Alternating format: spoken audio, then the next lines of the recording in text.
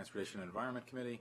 Today we will be discussing three topics: grant request from the Jewish Council on Aging for senior transportation, bus rapid transit on Maryland 355 and Veers Mill Road, and Executive Regulation 1119 regarding the Transportation Service Improvement Fund, known as TSIF. Dr. Orland. Thank you. Good afternoon. First item is the request from the county executive for $50,000 supplemental appropriation to the Jewish Council on Aging to to help support the elder bus operation, which serves the daycare center in Rockville for the Jewish Council on Aging. It also would amend the operating budget's designation of entities for non-competitive contract award status. So it does two things. That's why there's two agenda items. But it's the same resolution. Effectively, the JCA runs this elder bus service costs about $300,000 a year.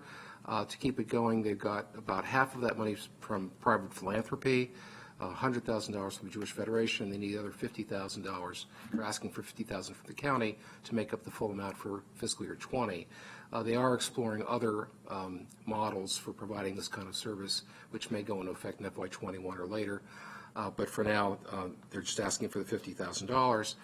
It does fit under the authority of the bill that you approved last year, which expanded the use of the TSIF to allow for this kind of use. So I recommend approval.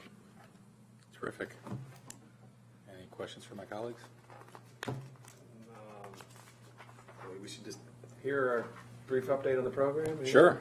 Update on the program. Good afternoon, Mr. Chair and members of the T&E Committee. So in terms of the overall program, we have another item that we'll be talking about, an update to the regulation. This is as it relates to the Transportation Services Improvement Fund. We had an initial regulation out that doesn't had quite the intended effect of incentivizing wheelchair accessible vehicle use amongst the taxi industry. So this bill helps also, or this item also helps serves the purpose of the fund, which is to improve wheelchair accessible trips, and also benefits the elderly and disabled and limited income. So I think it fits well within the purpose. The request was received by the county executive from the Jewish Council on the Aging, and the executive agreed and decided to submit this proposal over. If I can suggest we go ahead and do item 5 now, since it's the same general subject. It might only take more than 5-10 minutes at the most, and then we can go into the BRT. I'm fine with that. That works for you guys. Do you need a vote on the grant? You voted. You did vote. I thought you did vote on the grant. No, I thought I heard. Now? You're recording it. Okay. So without objection? Without objection. Yeah, I heard. You're hearing? It's 3 an hour. 3 hours. Yes. Right? Okay. Okay. Item 5. Just streamed it. I'm not sure. I don't want to get in trouble with Megan later. Okay. Item 5. Item 5 is an executive regulation, as Mr. Willan mentioned. It amends, this is Executive Regulation 1119, it amends an earlier Regulation 117, which develops the procedures for using the TSIF. And this follows the bill that you approved last year, which expands it to beyond just use for refitting cabs with wheelchair accessible equipment to the items that he mentioned, which is low income service for the elderly, service for the disabled. Several things that are included in this regulation, but basically I'd identify 3 main things. One is the existing law and reg allows for a grant up to $15,000, but it's spread out over 5 years. This would actually put all the money in the operator owner's hands right away up front. So it reduces the burden on that operator, gets the money up front to them. Secondly, and this is relatively small but an important change, the requirement in the past has been that the accessible cab must be in operation for 40 hours a week and for at least 50 weeks out of the year. However, a lot of the owner-operators don't drive the cab all the time. Oftentimes they might take a vacation or go away for a couple of weeks, including many who are from a foreign country who would go back to their homeland. And so the change here would be to say that the cab would be in use for 48 weeks of the year rather than 50.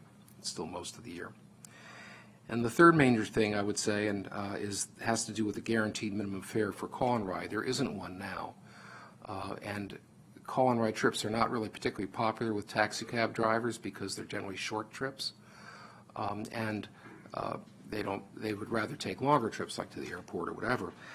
And so DOT had initially proposed that there be an $8 per trip guaranteed minimum fare for drivers. And the way this would work is if a client wanted to take a very short trip and it would cost that client maybe $6, then this fund would pay the other $2. So the driver would get a total of $8.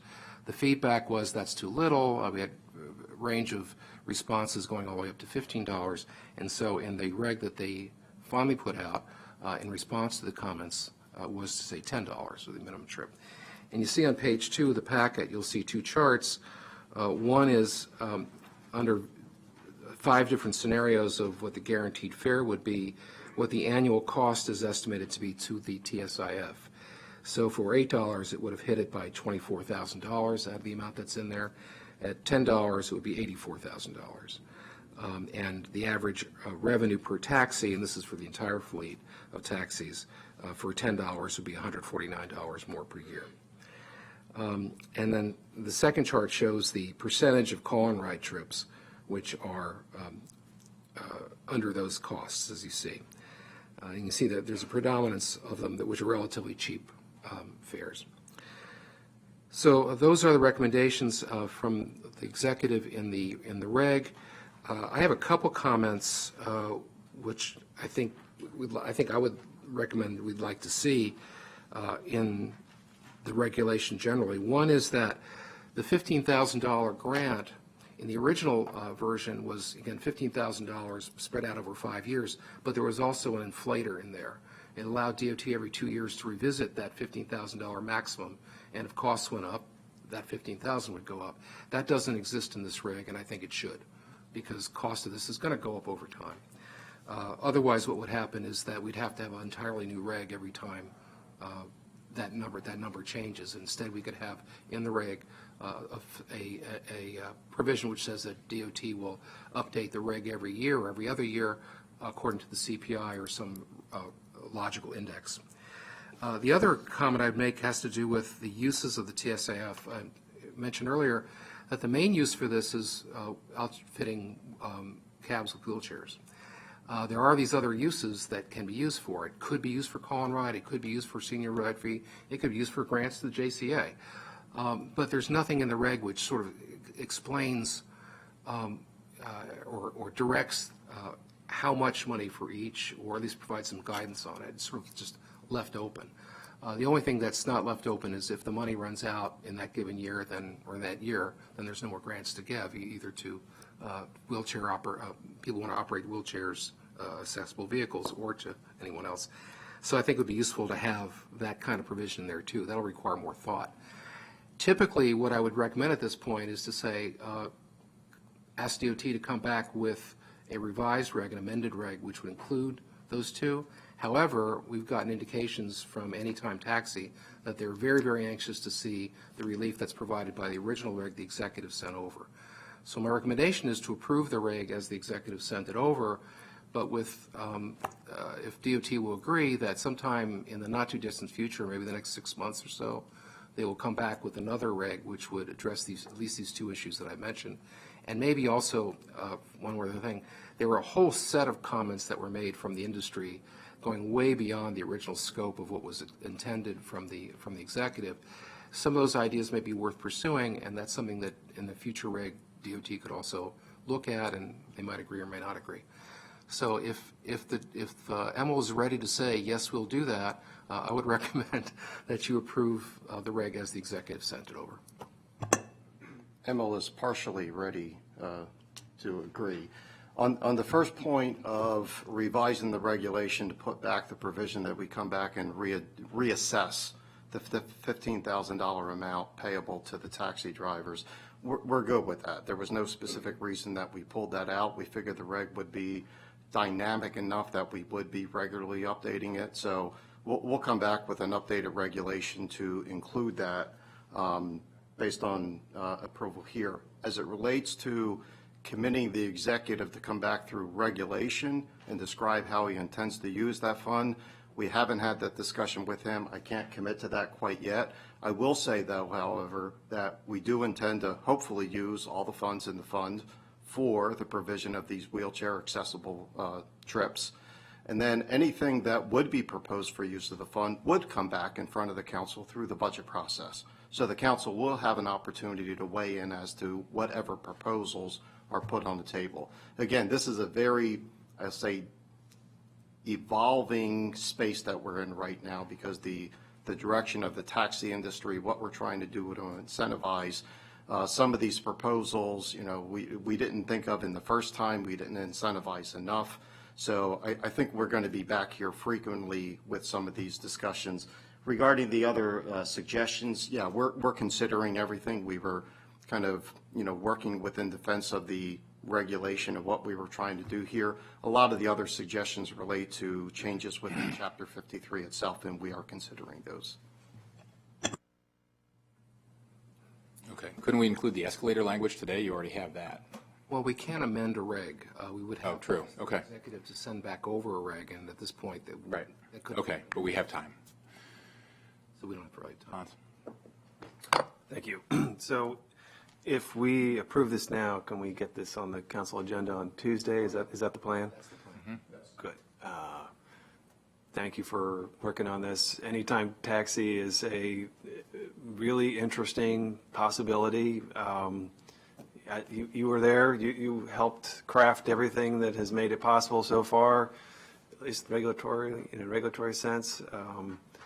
And I would be a real shame if it, hopefully as they are close to breaking through, if they were just kind of left without that last crucial bit of support. So please work with them, get them the help that they need, and anybody else in that same circumstance, and let's see if we can make something happen here. I think it's really very interesting and commendable, the organizing that they've done and so on. So. Right. Agreed. Why don't, go ahead, sorry. Finish. Why don't we at least schedule a briefing on the use of the fund in the fall? I mean, I'm a little hesitant to just say we should wait till the budget process and then have this discussion again in that maelstrom. We can, what you're dealing with. We don't have a lot of time to deal with it today, but I think this is entirely within the spirit of the original law, which has been slow to implement, and I'm eager to see this happen. I agree with everything that's been said about anytime taxis, so I think we should get this done, but then with the luxury of a little bit more time in the fall, come back and have a committee discussion of the uses of the fund, and commend the JCA for the great service you're doing to the county. So you picked up where I want to start. And this is the first time we're having this conversation about this fund. And so before I approve or lend my support for the regulations, despite the good intentions and goals that they are intended to create, I have a bunch of questions. And so I'll just get right at it. And you had said this is evolving space, and I think that is a great way to characterize this, because ultimately what we're trying to figure out is the best way to help our seniors and disabled community travel throughout our region, throughout our county. But the funding that we're talking about, the $2 to $2.5 million that has been raised as part of the rideshare tax, I just want to better understand that. Do we have the data as to how many total rides there have been in Montgomery County to account for that $2 to $2.5 million annually? I don't know if we get specific data from the state on terms of the rides. What we get is the quarterly receivables from the state as to what they have sent to the county in terms of that revenue. So that's how it's collected through the state. Okay, Yes. Thank you. The regulation says that this funding is available for fleets, and a fleet is defined as an entity with 6 or more cars. How many fleets do we have in Montgomery County? Mr. Glass, I'm going to ask Fred Lees, who oversees eventually the taxi unit, reports to him. And also here with me today, I should mention Hannah Henn, our senior engineer for innovation and technology. Hannah's put a lot of work and research into this regulation, so I think your detailed questions are probably best addressed by one of those two. I appreciate it. Thank you. Fred Lees. Currently, there are 5 fleets with the addition of Anytime Taxi.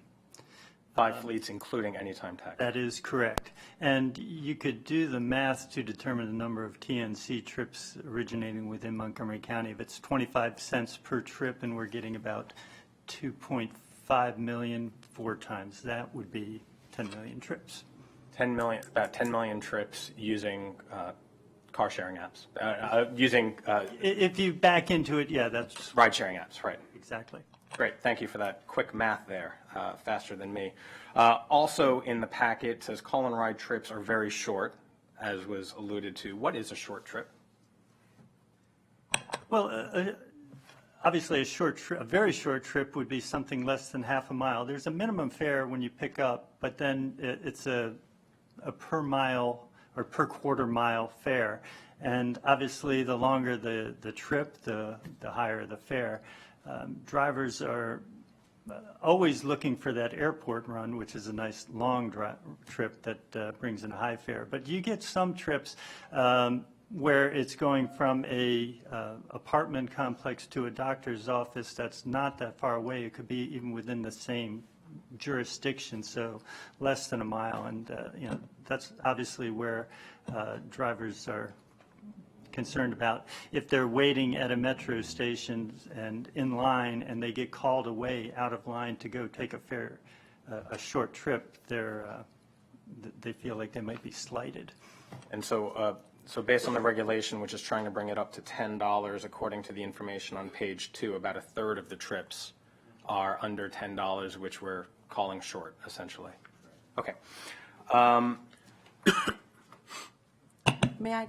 Yeah, add please. To that answer, just something that I think has not been mentioned yet in this conversation is customer service. And so I just want to clarify that call and ride, $10 guaranteed per ride, it's really geared towards providing better customer service to our call and ride clients. So in addition to being in a taxi line and getting a potentially short ride, there's also deadheading, where a taxi could be in Bethesda, it's dispatched to drive quite a distance to pick up a call and ride client and take them a short distance. So really, part of that is trying to make it to cover the costs that they incur to get to those short rides. Okay, thank you for that. The regulation, the $15,000, which under current regulation is divided over a number of years, but now wants to be changed so it's all up front. What is the difference, the delta between a traditional taxi cab, a traditional vehicle, and one that's been retrofitted? We had estimated around $15,000. Depending on the cab that you get, a new Prius, you may be able to get one for the mid-20s.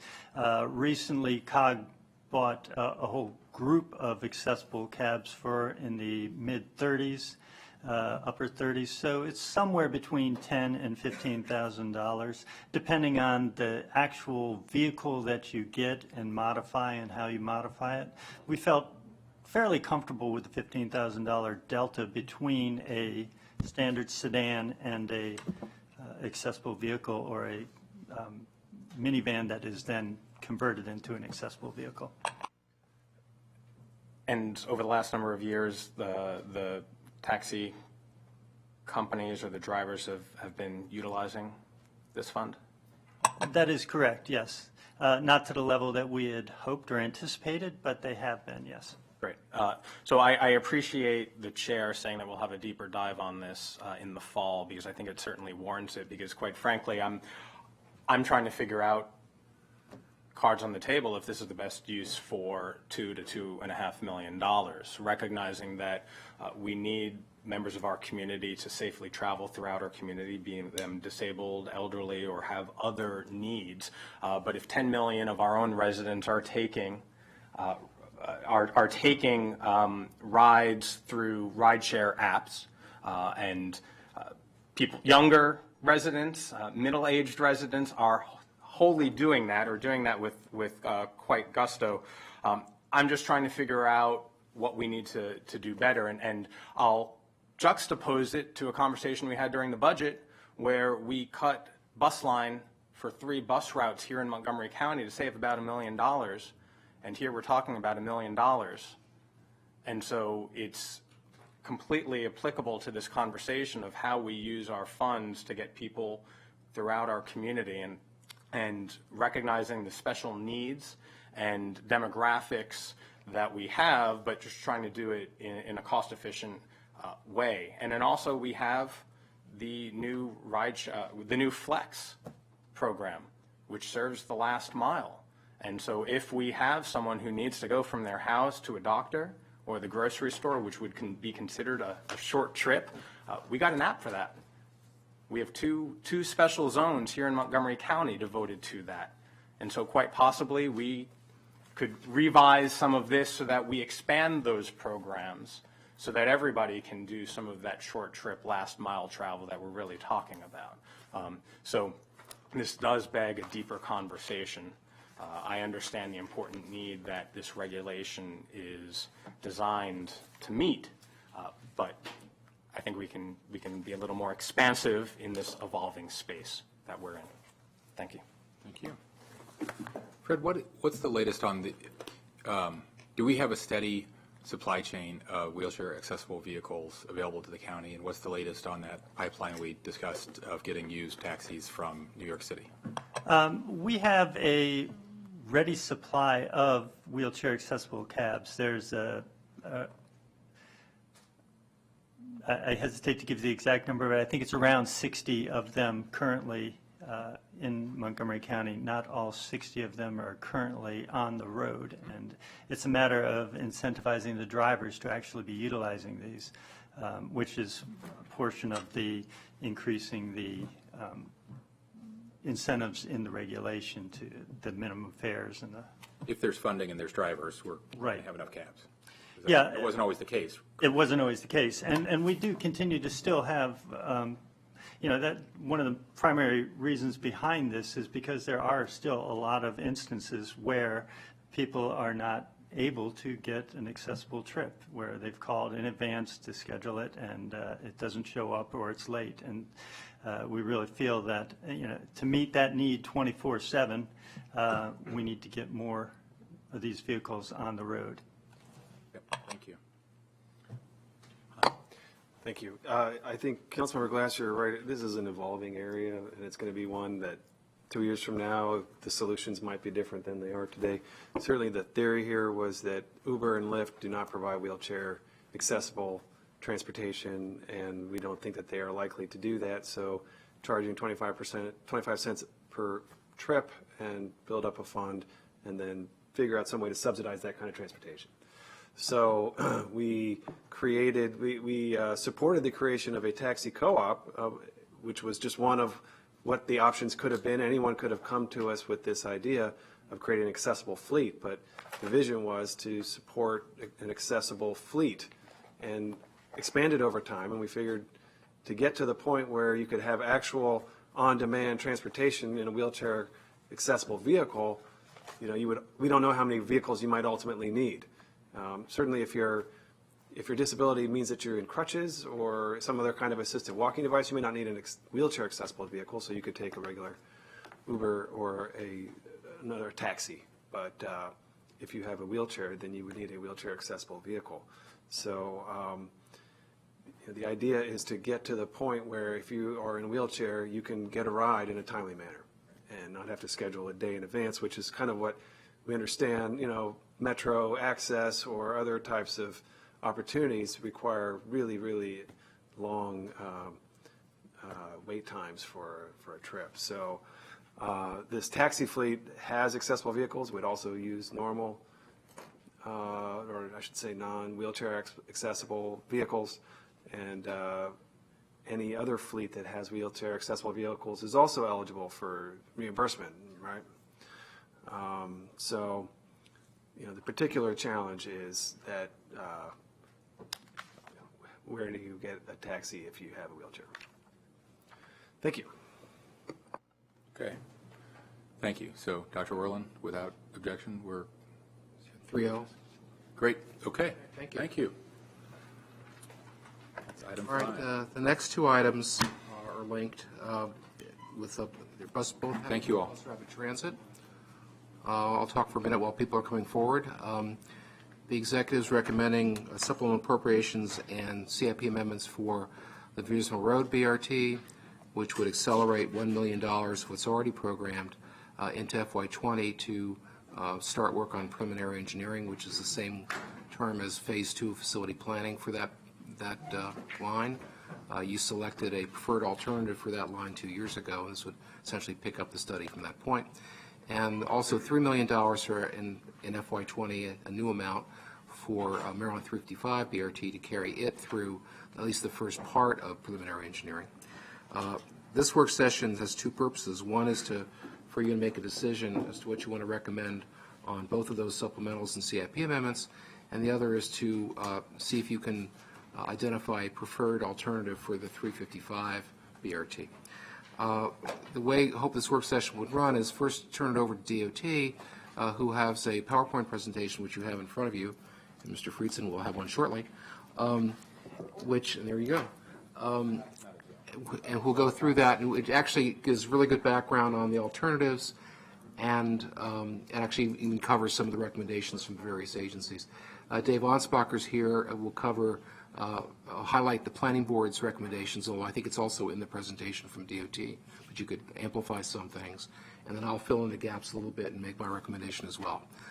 So without an objection, I would turn over to, I guess, with Chris first.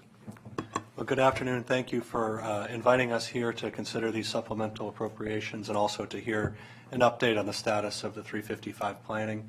We're going to start with the update, and we've been working on this for about 18 months, picking up from the work the state had completed in the first phase of this study, and we have really made a lot of progress in understanding how BRT could be designed on this corridor, where it should go, what configurations make the most sense, and what the ridership and reliability benefits are of this program. I won't spend too much time on introductions other than to introduce Joanna Conklin and Corey Pitts. I will introduce you to Joanna if you didn't know. Who have really led this effort and also over the last 2 months been heavily engaged in community conversation about what makes the most sense for this project. So Corey, feel free to take it away. Thanks for having us this afternoon. I'll quickly dive into this so we can get through it and get to questions. So just a quick project overview. We're looking at trying to determine the best alternative to provide bus rapid transit service on the Maryland 355 corridor between Bethesda and Clarksburg, which is about 22 miles. And needless to say, a lot of previous planning has gone into this effort even before we picked it up. And there's just a listing of some of the studies that have kind of preceded this effort. The project purpose is to provide a new transit service with greater travel speed and frequency along Maryland 355 between Bethesda and Clarksburg that will help accomplish the following. And there's a number of goals that we're trying to seek: better integration with other multimodal options, improving safety along the corridor, improving access, supporting master plans along the corridor. There's a lot of goals that this project is tied to that it's trying to achieve. In terms of kind of facility planning within DOT, we're still kind of at the early phase of the project. You know, this phase of the work really concludes what we call facility planning phase 1. We've done a fairly robust community service or community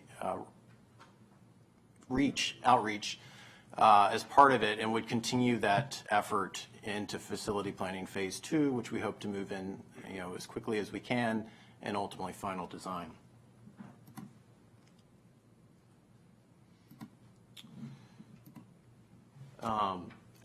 We're here in terms of the schedule for the project, briefing you guys today, and then we'll have a meeting next Tuesday where we hope to kind of reach a conclusion on the project.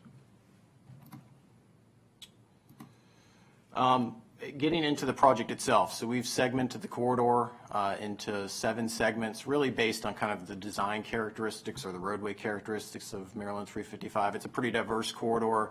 The roadway changes character as you move from Bethesda to Clarksburg, and we've segmented it accordingly. So if I reference particular segment numbers, these are those references and how they lay out along the corridor.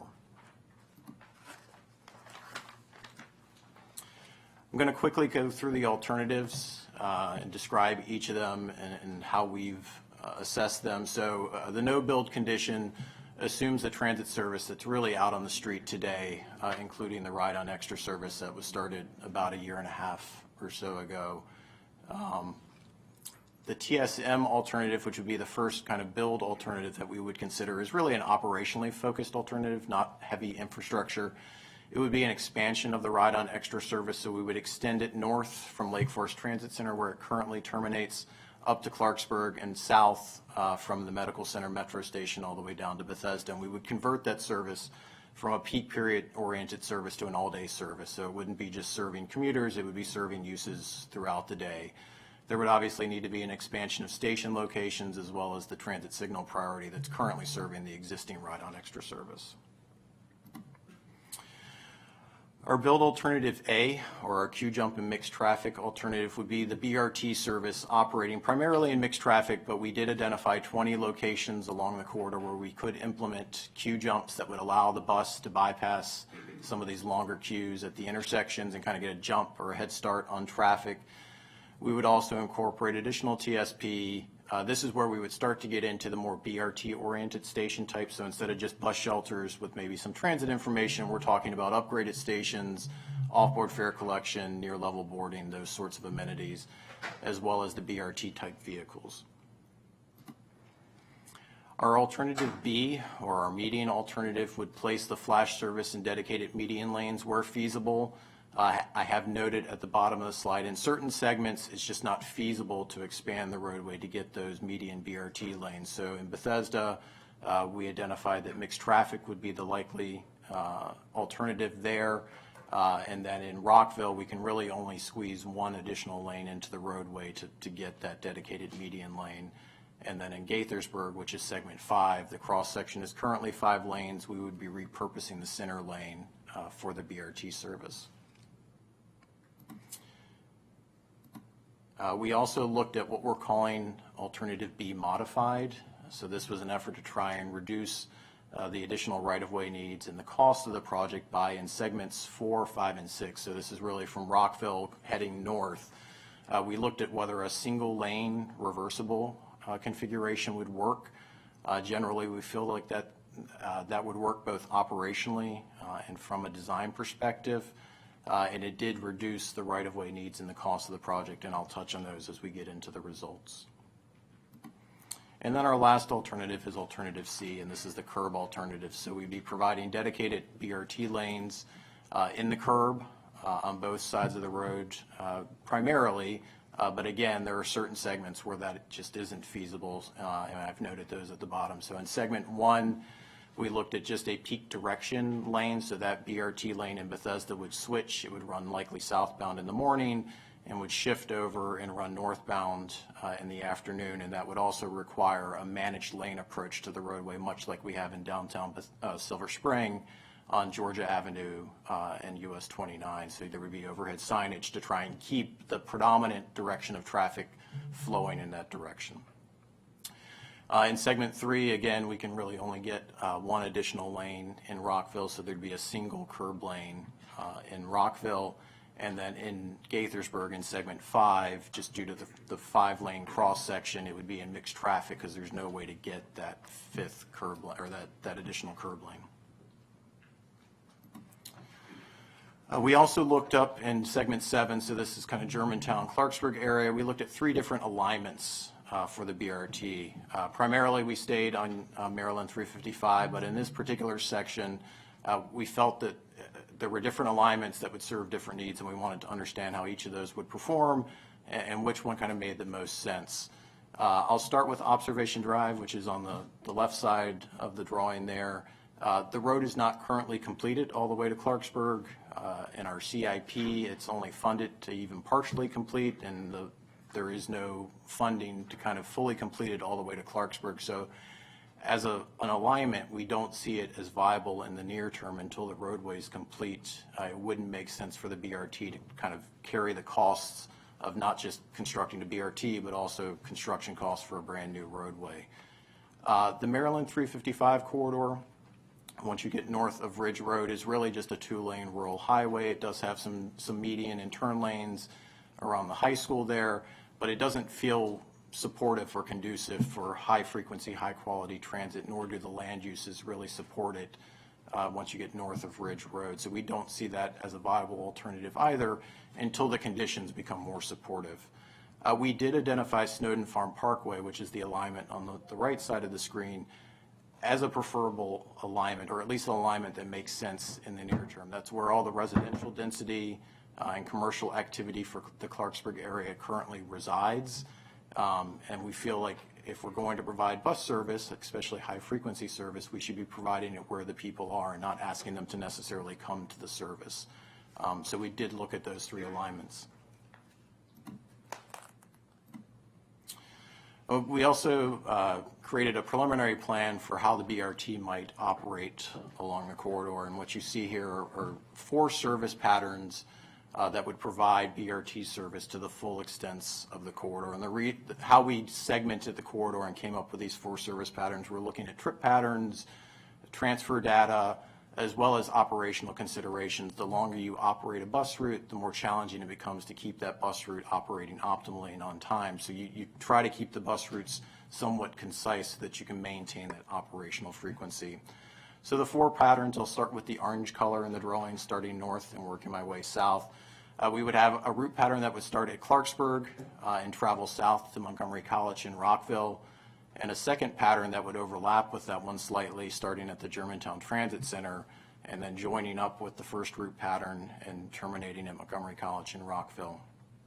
The middle route pattern, or the blue color, would start at the Lake Forest Transit Center and travel down to the Grosvenor Metro, and then the green route pattern would start at Montgomery College in Rockville and travel south all the way to the Bethesda Metro's second station entrance. Each of those route patterns would operate every 10 minutes, and you can see the effective headway where the overlaps start to occur. You get 5-minute frequencies where you have 2 route patterns, and kind of in the core of the corridor, you end up with a service frequency of 3.3 minutes. Or I think we have a question. And so just to be clear on that point, riders would have to exit a vehicle and then get on the next vehicle for the next segment. Correct, if they're traveling through beyond the extent of the route. But we feel like looking at the route patterns and the travel patterns that we observed in the model, we're limiting transfers to a fair extent. There will be some, but we don't expect someone to, say, ride necessarily from Clarksburg and take the BRT all the way to Bethesda. They would likely transfer to Metro at their earliest opportunity. And just to drill down on that point again, the segments that you've created are based on current users, current ridership, not based on the physical obstacles to creating those segments? Or a combination? Combination thereof. We get a lot of questions, say, about why are you stopping at Montgomery College in Rockville and not going all the way to the Rockville Metro, say. The Rockville Metro station has a lot of physical constraints to getting buses in and out. Currently, it's kind of overserved at the moment. And when we looked at the modeling results, we actually ran a couple of scenarios looking at, okay, Rockville Metro versus Montgomery College, and didn't see a lot of difference in terms of ridership. So given those constraints, we felt that stopping at Montgomery College and Rockville and allowing those buses to turn around there was a better option. Now, these are just operational considerations. So if the Rockville Metro were to, say, redevelop or get redesigned in the future, we would hope that they would accommodate BRT, and it would be an easy extension of the route at that point. The only other point I wanted to emphasize with that is this is also overlapped with the Veers Mill corridor, and that Veers Mill corridor does travel up to Montgomery College, so that's a node where many of these routes connect. I appreciate that explanation, because as we're talking about ridership, using current data from current riders is really important, and I'm glad you're incorporating that and trying to assume future ridership based on current patterns. Definitely. Great.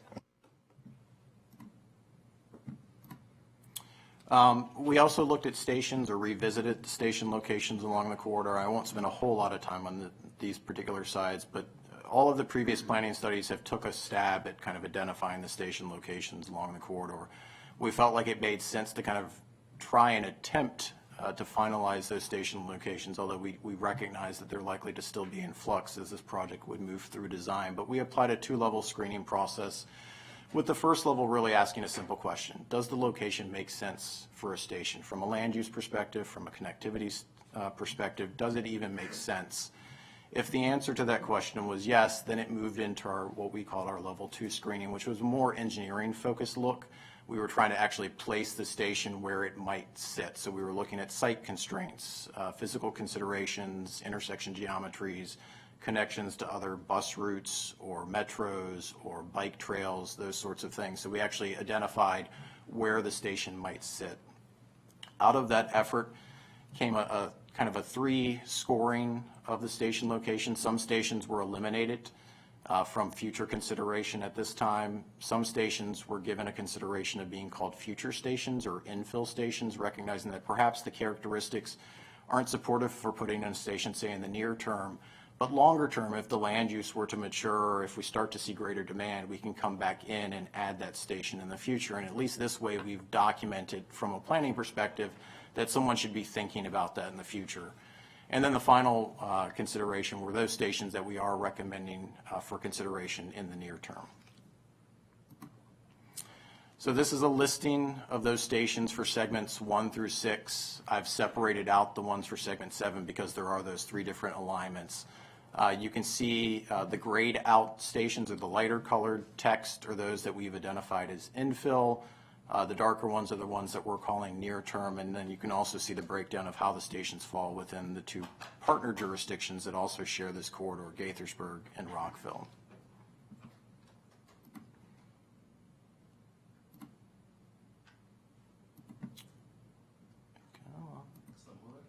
There we go. These are the proposed station locations in segment 7 along Maryland 355. These are those station locations along the Observation Drive alignment. And then lastly, the Snowden Farm Parkway alignment. And all 3 of the segment 7 alignments do serve both the hospital and the Montgomery College in Germantown, that campus. Some do it better than others, but all 3 of them try to serve those 2 generators. So getting into the results, early on in the study process, we sat down with our stakeholders, we sat down with the community and laid out or determined what are the goals and objectives of the project, what are we trying to accomplish. And I touched on some of those early on in the slide, but these were how those materialized or turned into metrics that we were using to measure each of the alternatives against each other. So there are 4 overarching goals, and then within each goal, there's a number of objectives that we're trying to achieve. And I'm going to go through just some of those. We're not going to touch on every one of them because some of them just didn't provide a lot of differentiation between the alternatives, but I'm going to touch on those objectives as I run through the results. So one of the first objectives that we looked at was to increase transit ridership along the corridor. And what we found is that all 3 of the build alternatives, and when I mentioned build alternatives, I'm talking about really A, B, and C, perform better than both the TSM and the no-build alternative in terms of bus ridership along the corridor. We also found that the median alternative, this is alternative B, really doubles the bus ridership along the corridor compared to the no-build. So we're going from about 15,000 bus trips in the no-build condition in 2040 to over 30,000 with alternative B. We also found that there was a minimal impact to Metro Rail ridership. This was more a concern from our friends at WMATA. They kept asking us, you know, this overlaps with Metro Rail to a certain extent. We were concerned that the BRT may cannibalize or steal some ridership from Metro Rail, and what we found is that that wasn't the case. They actually work fairly well in concert in terms of serving different types of trips. If you're going further into the system, traveling across the region, obviously Metro Rail serves your trip better than BRT, which is kind of trying to serve those intermediary trips where the 2 overlap. We also found that over 50% of the daily riders came in the off-peak period, and what I think this says, or what we think this says, is that really a lot of the service currently is focused on the peak or the commuter type trip. We have a lot of service that's out there on the street, say early in the morning, and then later in the afternoon, and it kind of vanishes during the middle of the day or even later in the evening. And that if you actually provide that level of service, people start riding it and using it. And we found that over 50% of the trips, and we found this on other corridors that we've studied as well, is coming in that off-peak period or those kind of non-commute times. We also found that we added about 9,000 new transit riders with each of the build alternatives. So these were 9,000 people who, prior to the BRT being implemented in the model, were using other modes, likely driving as their primary commute mode. And with the BRT inserted into the system, they made the choice to switch in the model.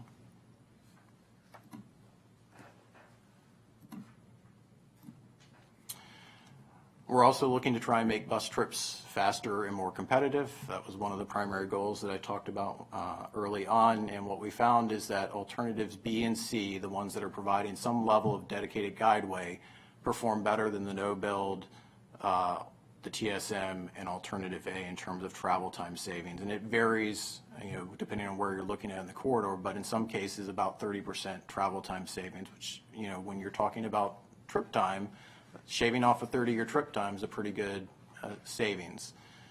We did find that alternative C provided an ancillary benefit to the local buses as well. So the local buses are still operating in the curb lane. They still get to use that curb lane, but now with fewer vehicles operating in it, we saw a modest bump in their travel time speed, the travel speed that they were able to operate at as well. So that's just an interesting finding that we found. We also found that the off-peak or off-direction travel times were similar across all of the alternatives. So in the off-peak direction, the mixed traffic alternative was able to perform similarly to the guideway alternative. So what that tells us is that B-modified alternative that we came up with towards the end would actually perform fairly well operating the off-peak direction bus, and mixed traffic could provide similar travel time benefits. We also looked at reliability along the corridor. This is one of the things we keep getting asked over and over is this going to improve reliability? Everyone, regardless of how long your trip takes, if it's variable from day to day, if one day your trip is 30 minutes and the next day it's 60 minutes, that's what frustrates commuters, whether you're driving or biking or taking transit. It's that variability. And currently, I would argue that, our transit is not doing a great job. At 70%, 77% on-time performance, we're not serving those riders very well. And there are a lot of things that can impact reliability, from traffic fluctuations to bottlenecks to traffic incidents. All of these things combine to add to the unpredictability of our trips. And what we're trying to identify, or what we tried to tease out of the model was, would one of the BRT alternatives perform better than the others in terms of trying to isolate some of these impacts? And what we found is that generally alternative B, due to its physical separation, because there's a curb physically separating it from the general purpose lanes, performed better than the other alternatives in terms of reliability. So what you see on this slide is a table that's noting percentages. And what we did was we basically picked a location in our traffic simulation and noted every time the bus passed that point. And we've spaced them every 10 minutes. So the closer they arrive to that 10-minute spacing was generally what we were trying to achieve. So generally alternative B performed better, but I do have a kind of a caveat or a footnote at the bottom of the slide, is that the traffic simulation doesn't do a great job of capturing what we call non-recurring congestion. So it does an okay job of capturing what I'll call average congestion, or kind of the daily congestion that we experience on a daily basis. But when there's one of those incidents, say a traffic incident that shuts down a lane or multiple lanes on the road, that doesn't get captured in the model. And those tend to be the worst case or the most frustrating days for a commuter. So we also looked at travel time data. Since the model's not really capturing that for us, we tried to understand what is the variability of the corridor, looking at historic data. So we looked at data from 2018, and what you see is the dark blue line running down the middle of the graph is the average travel time for those segments along the corridor. And then the colored buffers that you see on either end, or north and south of that line, is the variability. And what we're seeing is that it can add as much as 11 to 21 minutes to your travel time when we have non-recurring congestion events occurring on the corridor. And that our view is that alternative B would perform better during those events. It would be able to more closely mirror the average travel time more consistently than the other alternatives due to its isolation from these non-recurring congestive events.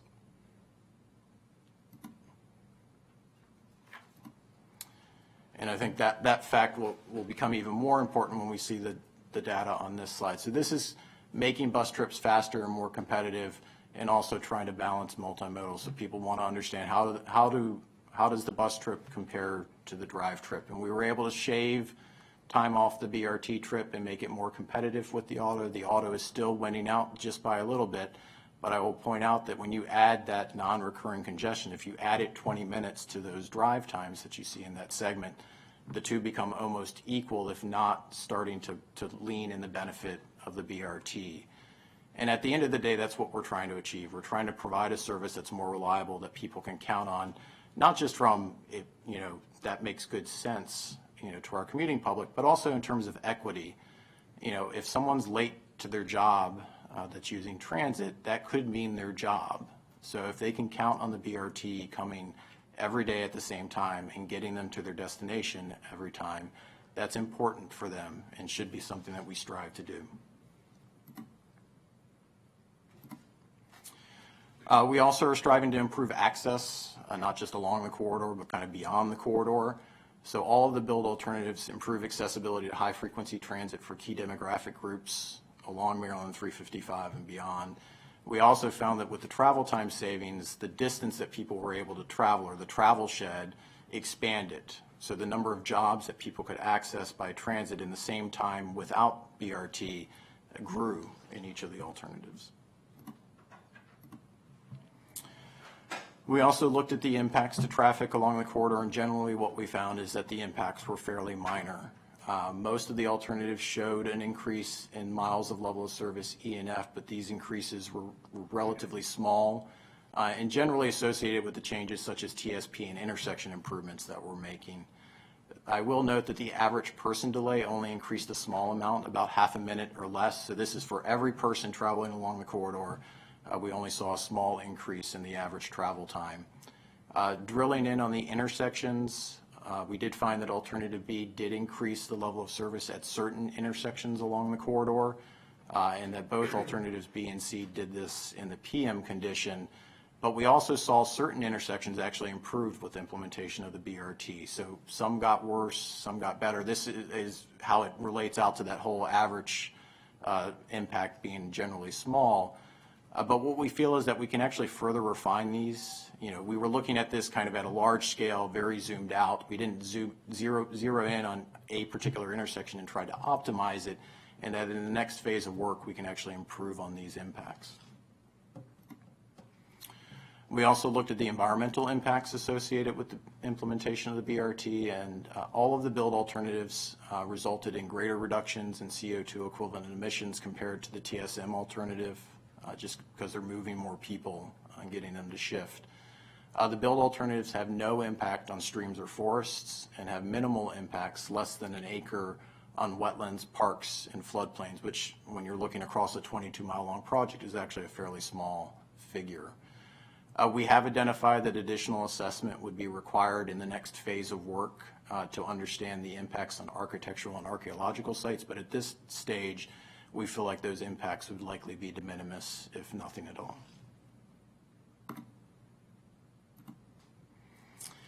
We're also seeking to minimize the impact to private and public property, the amount of right-of-way that we need.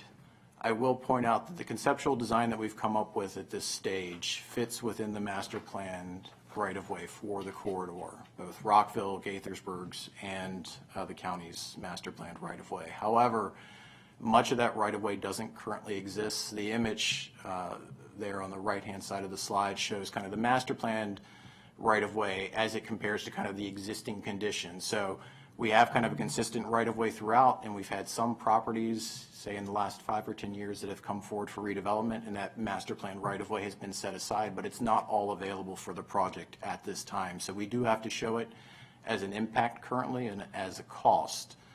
So that kind of raises a timing question. Do we wait for all of this right-of-way to become available and at that point try and implement the project, which could take decades? Or do we actually start to acquire the right-of-way as part of the project cost? I will also note that the conceptual design did seek to reduce the right-of-way needs as much as possible. So we looked at adjusting buffers where necessary, adjusting lane widths to try and, further reduce the right-of-way needs, and also identified some locations where retaining walls were necessary to avoid certain impacts. And this work will continue in the next phase of design. We're not stopping here and satisfied with our work. We're trying to continue to further refine and sharpen our pencils and reduce those right-of-way needs. All of the alternatives from TSM all the way through Alternative C have some degree of right-of-way need beyond what currently exists in certain locations. Most of the right-of-way needs are partial and along the frontage of the roadway, and you can see there the total acreage needs in terms of additional right-of-way needed to implement each of the alternatives, with Alternative B having the greatest right-of-way need.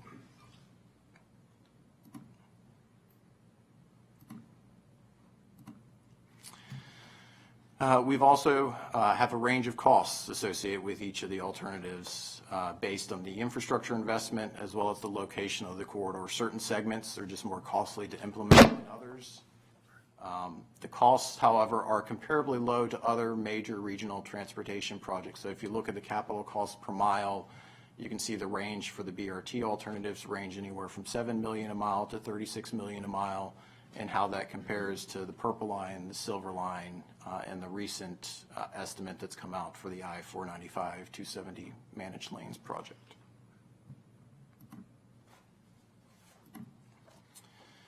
We also sought to annualize the cost of the project, so we looked at the infrastructure investment and those life cycle costs associated with either reconstructing the road or adding BRT stations or improving stormwater management, and annualize those costs so that we could better account for those costs, and added them into the operating costs for a year.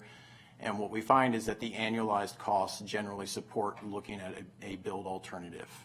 Alternative B and C do have higher benefits in terms of travel time savings and ridership, and I think those should be considered as part of the calculus in terms of identifying an alternative. But I also note, and go back to kind of what we just touched on, the right-of-way costs are a major contributor.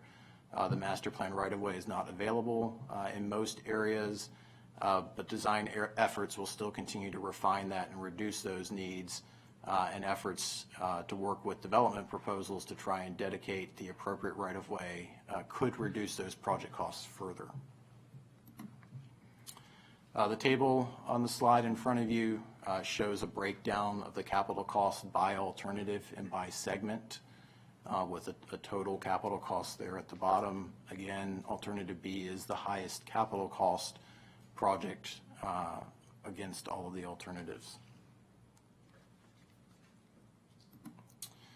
And then this is a breakdown of the annualization of those costs. So you have the annualized capital cost, the annual or net operating cost for a year, so that's subtracting out estimated fare revenue, and then dividing by the annual ridership. And when you start to annualize the ridership for each of the alternatives, you start to see how great that impact of additional ridership that comes with alternatives B and C is over the TSM or alternative A, and then you see the total annualized cost per year per rider at the bottom.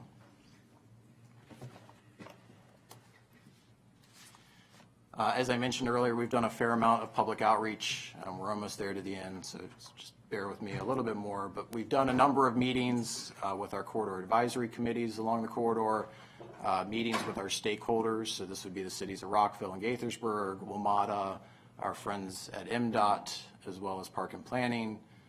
We did briefings to the mayor and council of Rockville and Gaithersburg, and I see that they've provided feedback on their preference for an alternative as well. We've done a number of briefings to community organizations and civic associations along the corridor about the project, as well as holding open houses where we had about 230 attendees, as well as a virtual open house. So this is something new that we're trying at MCDOT, where we don't just restrict access to the information just to kind of in-person open houses, but we have that same information available to people with a narration that explains what it is that they're looking at, that they can kind of curate themselves online. And then we had a survey that was open for 2 weeks where we received about 250 responses. So I'm going to go through the results of that survey. So we asked the question, which alternative people preferred by segment. So starting with segment 1 in Bethesda, what we found is that most people preferred the managed lane concept or the dedicated curb lane running in the peak direction over the mixed traffic or TSM alternative. Can I ask a quick question? So that's peak lane it's only taking a lane in one direction at one time. Otherwise, that lane is a mixed travel lane. Correct. So if it does, it would be better served with a graphic, I guess, perhaps. But so if the current road is six lanes across, we have 3 lanes running southbound, 6 lanes running northbound. What we would do is actually redesign the road so that you can shift those lanes. So the BRT lane would be in the curb lane in either condition. So in the morning, it would be running south, and there would be 3 additional southbound through lanes, and we would take There's always 3 vehicle lanes and a curb lane. Correct. So that would leave 2 lanes running in the northbound direction. And you lose the median. Yes. Correct. So in segment 2, this is kind of the White Flint and South Rockville areas from Grosvenor Metro to Dodge Street. Both alternative B and C kind of came out even over mixed traffic or TSM. Segment 3, which is kind of the Rockville core, so Dodge Street to College Parkway. Alternative C, which is the southbound running curb lane, was the one that edged out the southbound running median lane. However, when you look at kind of the discrete comments that people were able to leave, we found a number of comments stating that they would prefer having lanes running in both directions. So regardless of which alternative is selected, I think some people were left unsatisfied with just having 1 lane in Rockville. In segments 4 and 6, so this would be College Parkway to Summit Avenue in Gaithersburg, and then from Maryland 124 to Middlebrook Road in Germantown, we found that alternative B edged out alternative C in these 2 segments. And then segment 5, which is the Summit Avenue to Maryland 124 segment, this is kind of all of Gaithersburg, the kind of heart of the commercial district there on Maryland 355. We found that the single median lane alternative was preferred over the mixed traffic or TSM. And again, we got similar comments to what we got in Rockville, where there was a desire to have dedicated lanes running in both directions.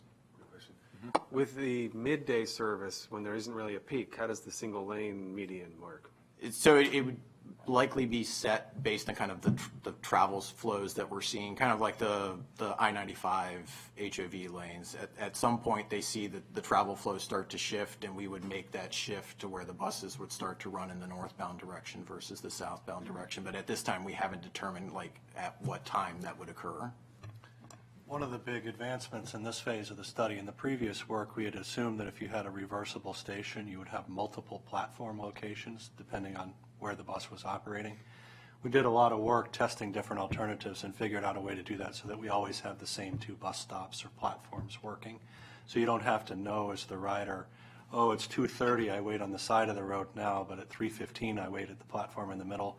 That was a huge advancement in this phase of work, so that this alternative is much more realistic than it was in our previous. So how do you avoid that? We came up with this concept of a bus box where both platforms are located in the median space, and there's a place where the bus can enter into that, wait, and then cross the signal to get to the other side, kind of next to the left turn lane if there is one.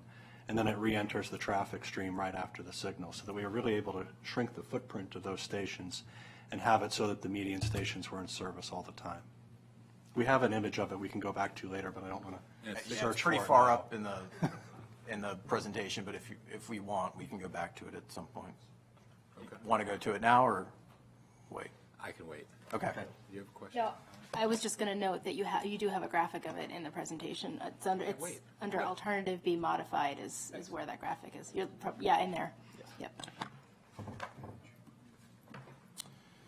So we also asked people for a preference in the Clarksburg segment or segment 7, which alignment people prefer. And actually, the greatest response was no response. And I think the comments bear out that the people that were responding, because we were getting comments from people that live in Bethesda and in the middle of the corridor, was that they really feel like that decision should be based on how the people up in Clarksburg feel about the alternative, and where the people are. So, I think generally if we were to implement something today, it seems like Snowden Farm Parkway makes sense, but people didn't have a strong feeling one way or the other.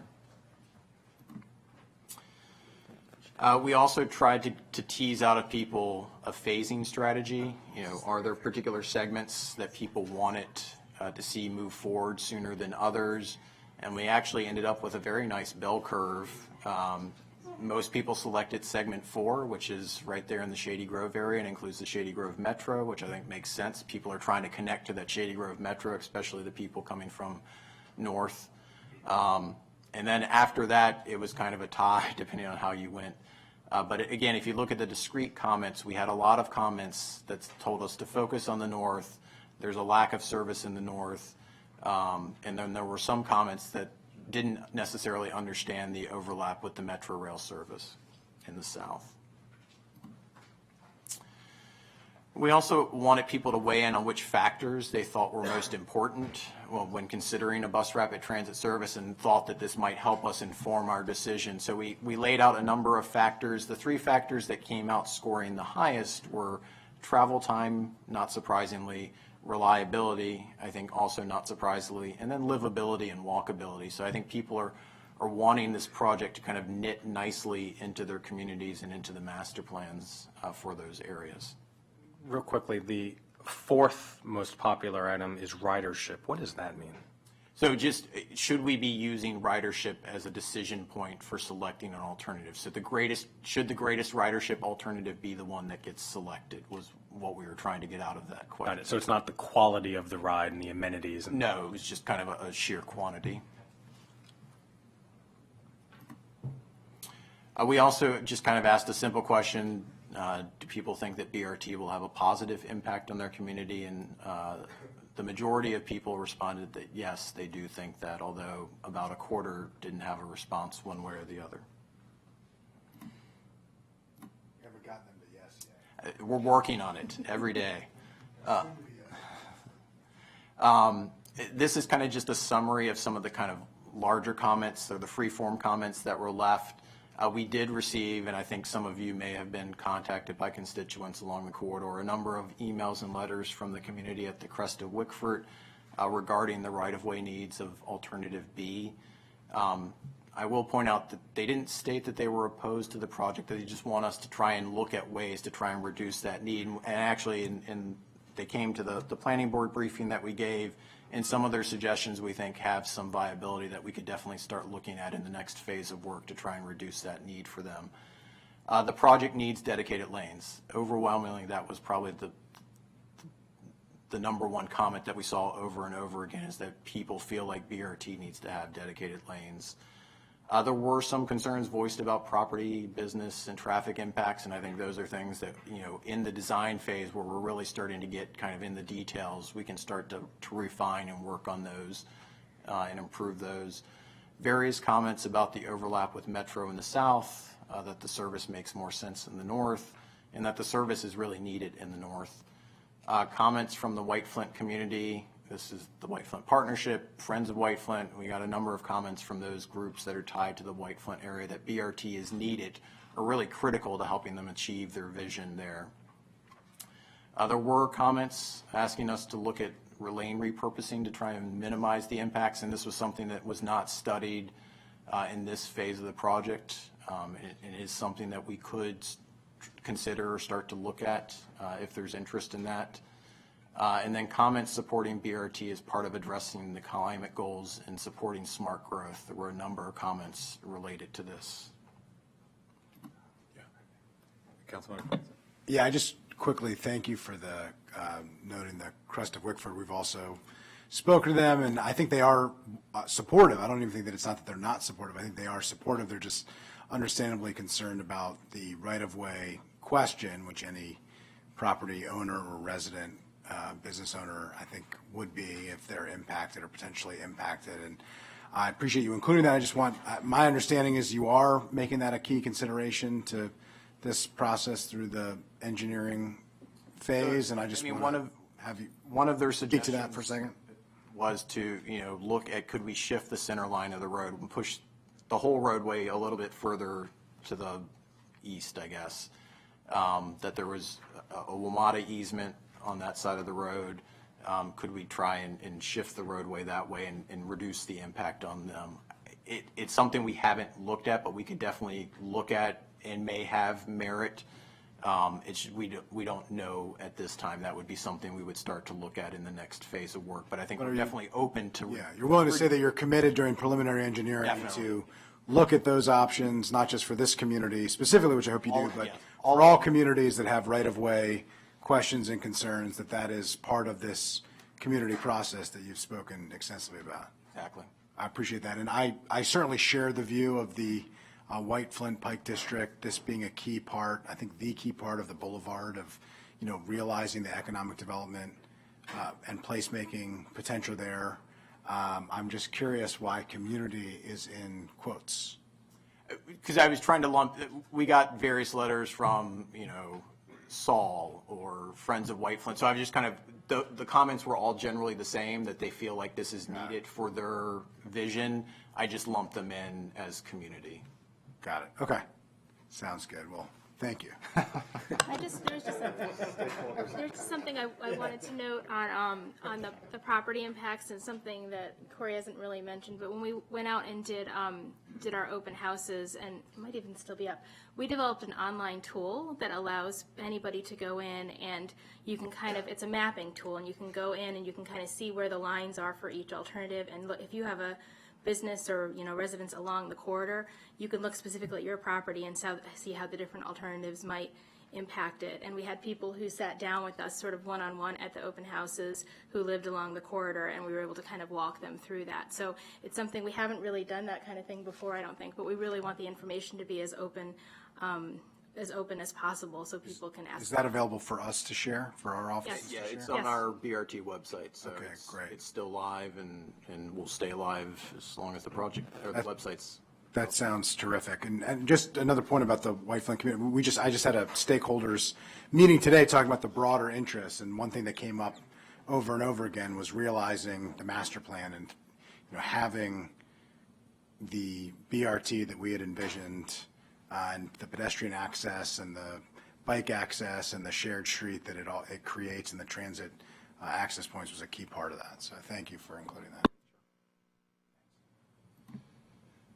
We also did a presentation to the planning board. I believe they sent a letter over to the committee, but these are kind of the 7 overarching comments that we received. Planning board supports advancing alternative B, or the median transitway. They would like us to consider increasing the 2-lane median transitway, especially south of Shady Grove Metro, and include dedicated transit lanes in Bethesda. They would like us to advance the preliminary engineering for both the Veers Mill Road BRT and the Maryland 355 BRT concurrently.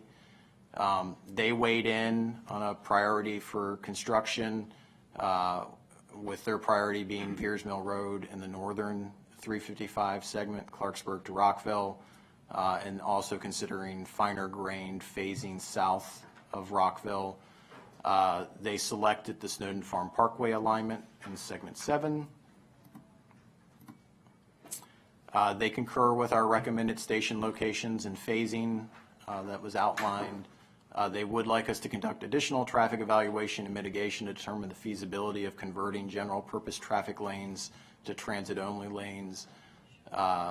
They would like us to develop and implement interim improvements in the Rockville Pike in White Flint to spur redevelopment and property dedication, and their memo goes into greater detail about what's included as part of that.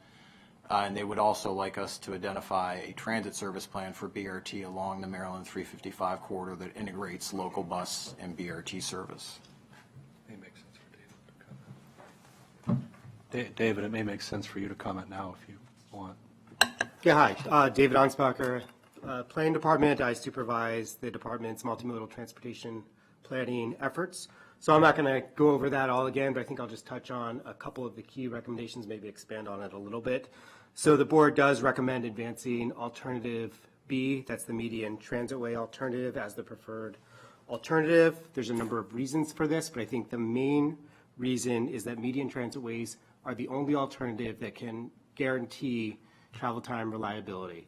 These projects are very expensive, and I think there's a lot of concern, certainly with staff, that a curb lane alternative is just not going to give you that travel time reliability, and that's really what transit riders want. People that are making the choice that can drive, they're not going to switch to transit unless they're guaranteed travel time reliability. And for equity reasons, we really owe it to our existing transit patrons. So that was their comment number 1. Comment number 7 was the board was recommending conducting additional traffic evaluation and mitigation to determine whether it would be feasible to convert existing traffic lanes to transit-only lanes. And an example that we frequently cite is the Purple Line project. So the Purple Line project originally proposed taking University Boulevard between Piney Branch Road and Adelphi Road in Prince George's County and maintaining the 6 lanes, but widening it by 2 lanes plus a platform in the middle to preserve the 6 lanes of traffic. That was very impactful, very costly, and through a lot of analysis that they were able to determine and SHA bought into that they would be able to offset the impacts to traffic of removing 2 lanes from the road by off-site improvements to New Hampshire Avenue and other roads. So we think that's something that could help to reduce the costs and the impacts, which are not small. We have this conundrum with White Flint. The property acquisition is very large. I think it's about 20% of the project cost just in the White Flint and Twin Brook areas. And so we have this conundrum. We need to do everything we can to incentivize redevelopment in the White Flint area to bring down the costs. Fortunately, the planning department does have on its work program an effort for the White Flint station area that will be starting this current fiscal year. And some of the things that it'll look at will be to how we can create a better place in White Flint. Some of the initial ideas are to implement off-peak parking on Maryland 355, adding a circulator bus, redoubling our efforts to implement bikeway improvements on some of the side streets, and providing additional protected crossings and crossing improvements. So we'll be looking at that over the course of the next year. So that's the planning board's comments. I did want to address one of the comments from Dr. Orland, if possible at this time. So travel demand models, we make a lot of travel demand models in these types of studies, and I think perhaps we try and take them too far. Travel demand models are developed to make comparisons among alternatives during normal conditions. They're not set up to capture the differences between alternatives due to this non-recurring congestion that Corey spoke to earlier.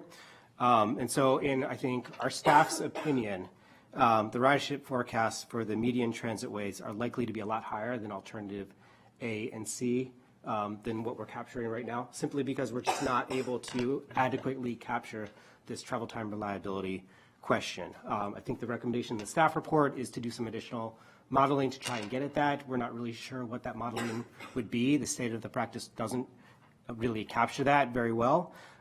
So we think that there's sufficient information at this time to make a decision on the preferred alternative, and that would be alternative B. Thanks. Terrific. You have more? Let's talk about slides. Gaithersburg and Rock. Oh, sorry, I wanted to ask a Feedback. question or two. Thank you, David. Your recommended prioritization, the planning board's, was it the staff's number 4? Could you please go back a slide? So the board's recommendation is Clarksburg to Rockville first. Correct. And was that the staff's recommendation concurred by the board, or was that? Yes, that was the staff recommendation as well. And why did you recommend that?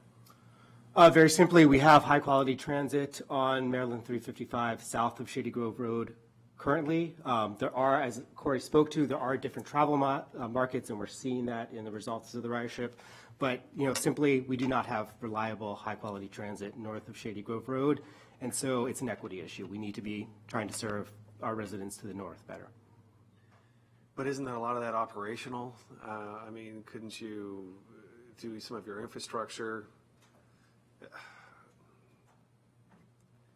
Okay, I guess I've heard what you said.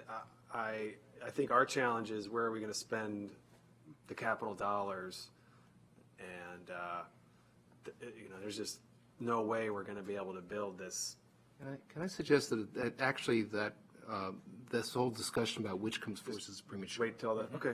I mean, premature even for today, Oh, for okay. this year, because, in fact, this idea really came from Casey Anderson, the planning board, which is that, well, why do we have to make a choice right now, which is first? Why don't we do preliminary engineering on the whole thing and get more information and then make a decision further down the road? And I think he's right. I don't think this is not a decision for you today. Okay, so we can just set that aside. And your RFI will help with the decision. Yes, that's correct. I can talk about that more in a couple minutes. Okay. Okay, so 2 more comments from stakeholders. So we asked or received feedback from the city of Rockville. The mayor and council sent a letter supporting alternative B in their portions of the corridor. They urged the county to fund the next phase of design in the FY20 budget year. They encourage allocation of funds to implement Veers Mill Road BRT in the FY20 budget year. And they also had a kind of a secondary comment there that if the right-of-way needs are too great north of College Parkway, they would support reduction to the single-lane alternative, but they're allowing for that determination to come in the next phase of work. And then just the other day, we did receive a letter from the city of Gaithersburg. Their mayor and council support alternative C. From what we gather from their staff, this is primarily due to the right-of-way impacts that they viewed along the corridor. So they're looking for an alternative that would have less right-of-way impacts. But they do urge the county to fund the next phase of design in the FY20 budget year. So they want us to move forward. Both comments are related to the pieces in there. So great. Correct, yes. They're really only commenting on the portions that relate to their jurisdiction, not the overarching corridor. And that's it. Okay, let me make a few comments if I could, and then maybe get to the just decisions. First of all, in terms of other testimony, we did receive testimony from the Coalition of Smarter Growth. They support alternative B as well, plus 1 or 2 curb lanes south of Tuckerman Lane into Bethesda. They support repurposing the travel lanes also where possible, which is a suggestion that the planning board's made as well. You heard the White Flint Partnership and the Friends of White Flint support alternative B as well with dedicated lanes. Most of the other folks who weighed in were fairly nonspecific about what should be the preferred alternative. They were just supportive of BRT generally. Peter Katz, a resident, recommended that we really look at a different kind of transit service using the BRT, not just end-to-end along it, but also using that line as what he would call a pipe, where essentially buses would run in the neighborhoods, pick up people, then get to the BRT line, and without having to have transfers, then continue on down to a point. He was arguing, I think, for that in association with alternative C, but it could also work for alternative B or be modified. So that was his point. In terms of my analysis of, first thing I do want to draw your attention again to the capital cost, because that's the other side of everything we're talking about here, which is like, okay, how much is it going to cost, and ultimately then where would we find it? So on page 4 of the packet, the bottom chart shows the impacts, residential commercial impacts, parkland and wetland impacts, and the capital cost. I would say that the impacts, although they look relatively large, this is a long corridor. This really isn't a lot of impacts compared to most major projects of this sort. But the difference in capital cost is pretty astounding, as you might expect. TSM, about $16 million, ranging up to alternative B, which is just short of $900 million. I'd have to say the results of the ridership study to date, and the caveats will follow in a second, are pretty underwhelming. You can see that in the chart on page 5 in terms of total ridership in the corridor. The TSM option, which only costs $16 million, which is just running right on extra up to Clarksburg and down to Bethesda and running it all day, gets almost half the benefit of going all the way to alternative B. So for 2% of the cost of alternative B, you can get half the benefit in terms of additional ridership. Also in places like White Flint and Twin Brook and other places where there's commercial development planned along the line, the alternatives are pretty neutral in terms of the number of trips that go to and from those areas. It doesn't really matter which alternative you pick. The impact on traffic, I think Corey mentioned, it's actually pretty minimal on a per vehicle, but it is negative. It does slow down traffic rather than improve it. A few cases it does, mostly it does not. And you would hope that the BRT would draw enough drivers out of their cars, draw enough cars off the road, put it in transit so that maybe at least the traffic on 355 would be no worse than it is now. It will be marginally worse. And the study points out that in the PM peak, there'll be 12 instances where intersections will go into the E&F range, which, according to our level of service standards, is a failure, depending on where you are. And so there are solutions to some of this, but in some cases it might be where you have a single left turn, you have to provide a double left turn to be able to allow enough traffic to take place there so things don't get to the point where it's a really bad F. So that's, again, the caveat here is this is all based on the current ridership estimate. And during the discussion you've already heard basically at least three reasons why these estimates are probably underestimated. In fact, I know they're underestimated. I'll just say that.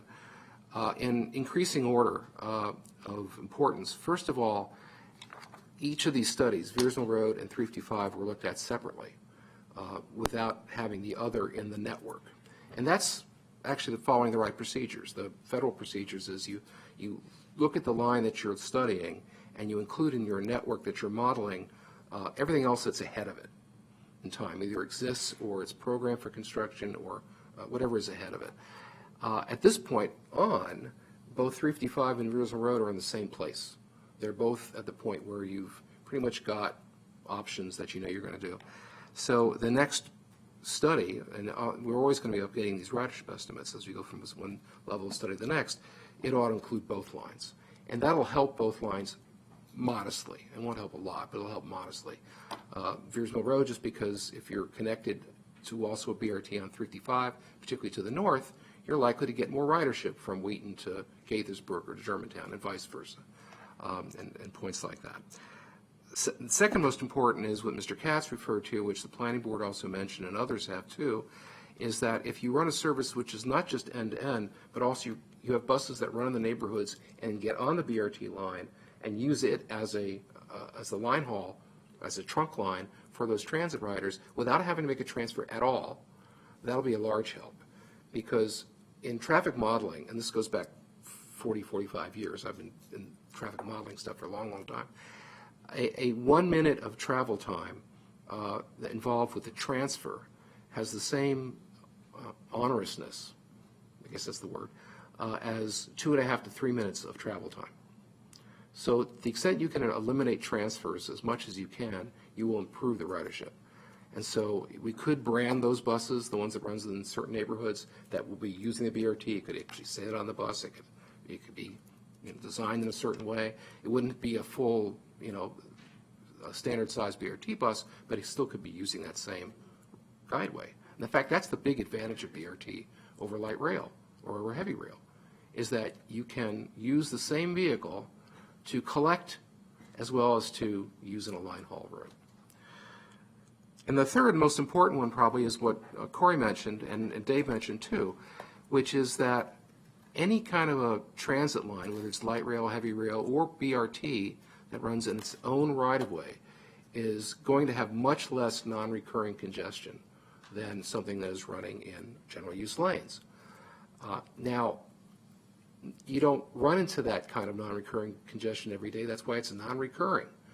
But it happens often enough so that people make the decision oftentimes, I'm going to use the metro or the light rail or the BRT if it's running on its own right-of-way because I'm more likely to get to my location at a reliable amount of time. In traffic modeling, we call that kind of thing a K-factor. A K-factor is something that you put into the model to explain things you can't explain with just travel time, regular travel time calculations, and costs. Those are the two factors in all travel time models.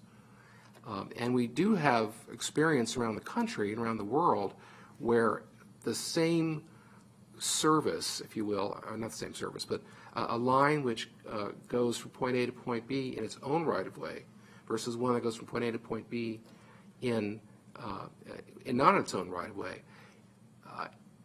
The one that's in its own right-of-way gets more ridership than the one that's not, even if the travel time on a recurring basis is the same. And so everyone here at the table is right. There's no official way of dealing with this kind of issue, but I think we need to find it and and be able to defend it and incorporate that in the model. I think the first two things I mentioned, the integrating of the lines with off BRT service and using the BRT, studying Veersmill Road and 355, will actually increase all the numbers for A, B, and C. And then the non-recurring one will separate B well above A, let's put it that way, and certainly above C, and C will probably be somewhat above A as well. So my recommendation on this is not to select an alternative now, but to actually approve money for this next phase. The $3 million I'm perfectly comfortable with. And the first part of that first phase is to redo the ridership to look at these kinds of factors. There may be others, but these are the three that I can identify, to see if we can demonstrate that there will be more ridership than what we're showing here. Because frankly, if this is all we've got, the best option is A. A is the option which provides something like 90% of the benefit in terms of ridership. It costs 20% as much as B. And frankly, A is what we're doing on Veersmill Road. It's exactly the same alternative. You're running in mixed traffic, except you have queue jumpers at the major intersections. But I'm not recommending A. I'm recommending instead that we go back and do this kind of further ridership analysis and then have basically come back to the council at that point to see what the results are and then make a decision from then in terms of what the selected alternative is. But I'm okay with the $3 million as a supplemental because I think it'll be more than that. One last thing about the supplemental for the 325, and then I want to talk about Veersmill in a minute. Preliminary engineering for 355 is going to cost way more than $3 million. It'll take way more than 1 year. I think $3 million is the limit as to what the executive is willing to spend in FY20 for fiscal reasons, and maybe that all that really can be spent productively in FY20 itself. But I think we're looking at least a 3-year process for phase 2, particularly if we look at the entire line from Clarksburg to Bethesda, but the degree that it's more than $3 million, whether it's $6 million or $9 million or whatever, depends upon, I think, the results of this first part of the $3 million, which is the ridership. Because if it ends up being that it doesn't make that much of a difference, we're not talking about more than $3 million for PE. If we're talking about something more substantial, then it will be. But in FY20 itself, $3 million is probably sufficient.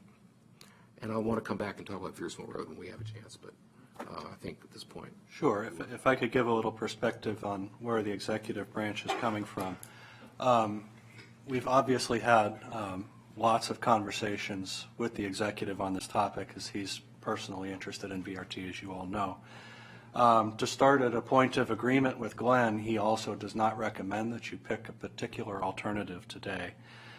Based on the work he has seen and that we've developed, his priorities are to develop a system on this corridor that generates the travel time savings and the reliability that we've all talked about being important. Of everything we've talked about, alternative B does seem to represent that the most of any of the ones we've looked at, with the caveat that we do feel there's the opportunity for some of the savings with B modified just because of the lower right-of-way and construction costs when you get north of Shady Grove.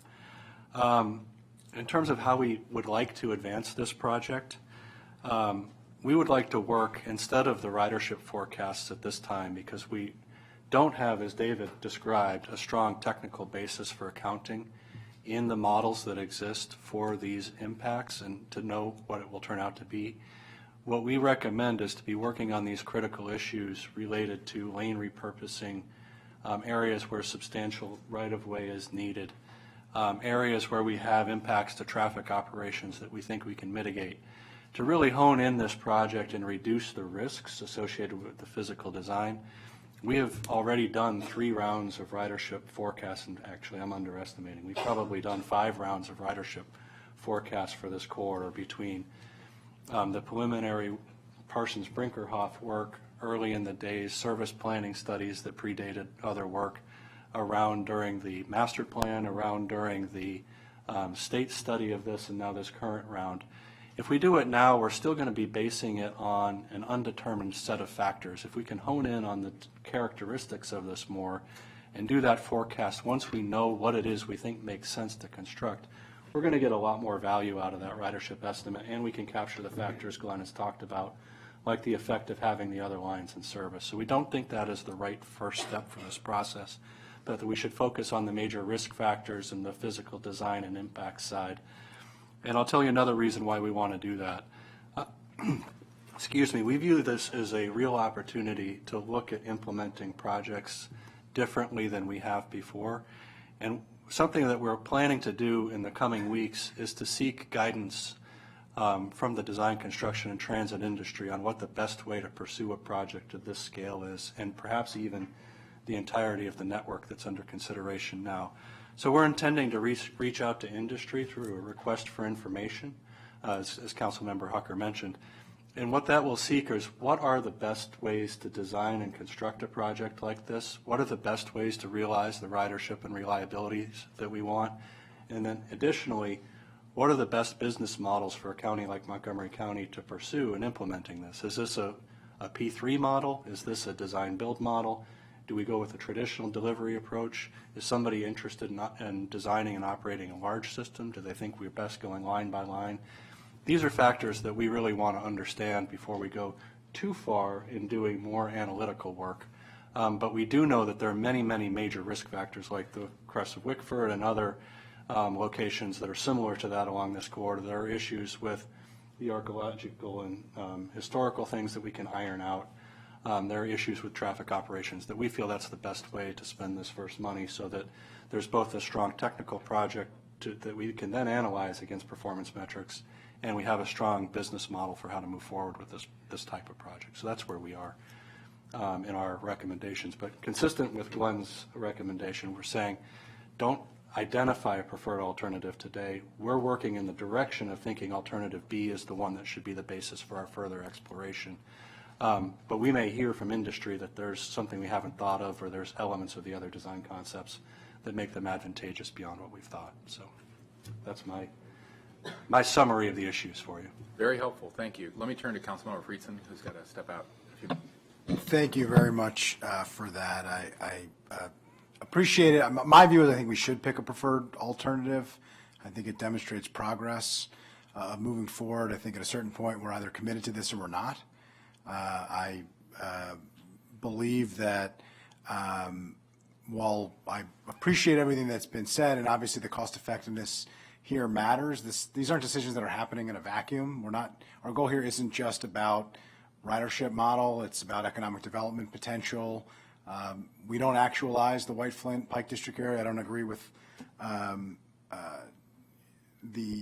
while the ridership numbers based on the current modeling may be neutral, which was what was mentioned. It's absolutely not neutral, and certainly not the opinion of anybody who is impacted, who has been addressed on this, that it would have a neutral impact not to move forward with this. This is seen as the anchor of that entire development and that entire service area, and effectively the backbone and the skeleton of what is supposed to realize this urban area.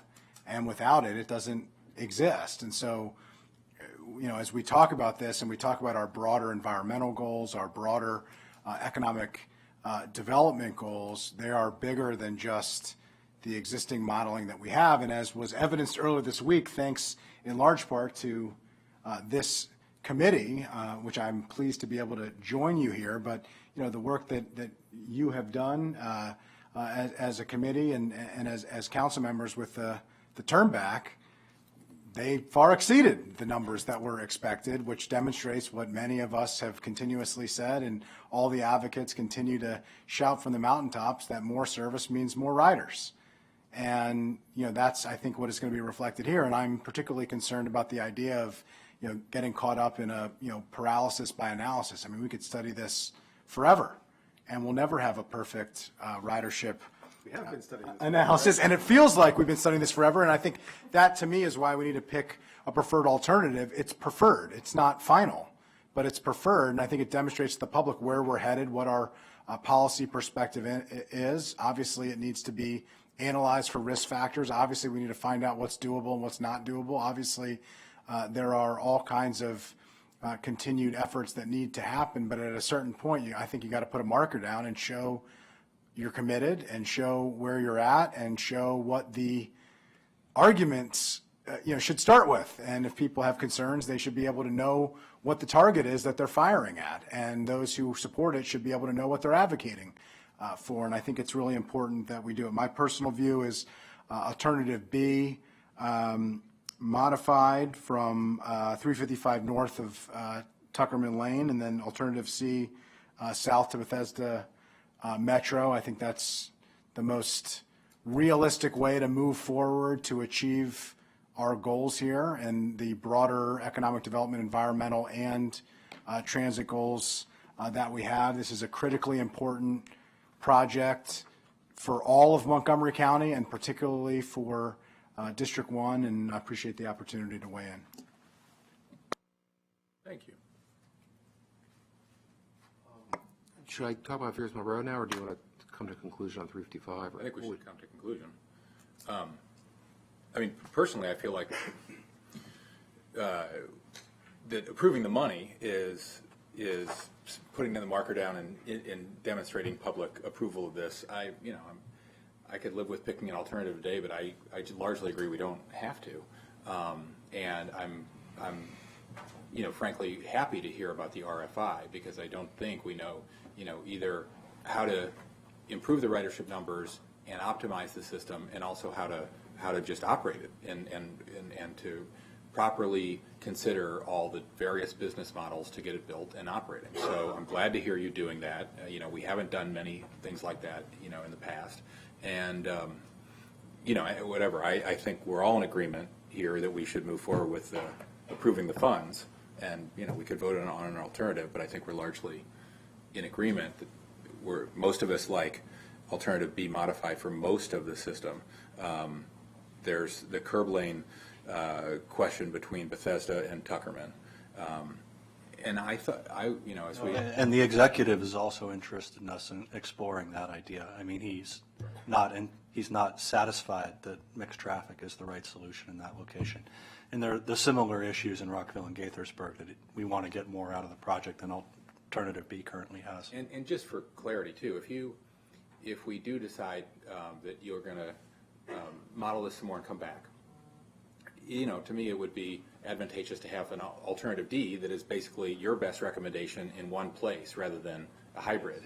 We would like to get to that before we do another round of ridership forecasting, because it's a very expensive piece of work that currently we don't feel we're going to see a lot of value in. But we may see that when we know a little bit more about the project we want to build. Right. But just in terms of delay before you leave, I didn't want anybody to think we're not committed to this project. I think we're very committed to this project, and the public should, be quite aware of that. And if we weren't, we wouldn't be, I think, all saying that we want to move forward with. In fact, that's one of the reasons why we're doing this now. I mean, because if we waited until the fall to approve more money, then basically DOT doesn't have the wherewithal to do any of this work. Can I just comment? And I don't want to, on an actual committee member weighing in, but I think it's important, though, that the money not be spent on doing more, ridership. I mean, I think I agree with the department that let's move forward with that money. Let's not move backwards with that money. I'd prefer that we just pick an alternative, put a marker down, and move forward. But if that is not the case, I can respect that point of view, as long as we're not trying to follow an endless pursuit of the perfect ridership study, which we'll never achieve. Our direction is to move forward with something based off an alternative B modified platform, but not to lock ourselves in that, we're trying to adhere to that directly. If we find through this exploration with industry or our other work that something else makes more sense, and end up going through another process with you on that. Right. The input that you've provided through all of your community outreach and the sentiments that I know my colleagues share, and clearly there's a direction that we all want to go into, and we're honing in on that. And I agree with the chair that the commitment in terms of money is as strong a commitment as we can make at this point. But there is one thing that gives me pause, and I'm going to ask for some clarification. Earlier this week, the executive in an article was quoted as saying, quote, "I've been working with staff to get away from these grandiose plans that kind of got blown out of proportion and come back and build what you need to deal with rush hour." So that gives me some pause, because we want to do the best plan to get the most amount of people moving throughout our community. So can you explain what that means? Well, first of all, I've been in many meetings with the executive on this topic, and I have not heard him make a statement exactly mirroring what was said. We have had conversations about this project, for example, where he was very curious why we would spend the extra money to get a dual-lane median, as we've described, north of Shady Grove, when there's not the traffic demands on that road during the peaks to demand that extra level of investment. Now, others may feel that that's needed for other reasons, but from a traffic flow perspective, that made sense, and that's one of the reasons that be modified as part of his recommendation here as a basis for future design on this project. We've had other conversations along the lines of this RFI about whether we're implementing these as efficiently as we can with the right design processes and right construction techniques, or whether we might find something innovative through these processes that allows us to do this more effectively. Those are things that I could attribute that sentiment to, but I have not heard him say something equaling exactly those quotes that I also read in the news article. Sure, and for the public record, that was an article in Maryland Matters earlier this week, and I appreciate the context in the private conversations you've had with him over these many months, and just wanted to express the concern I interpreted from that coupled with the desire not to commit to a certain alternative, what that might lead to. But I appreciate your clarification of his remarks as best you could.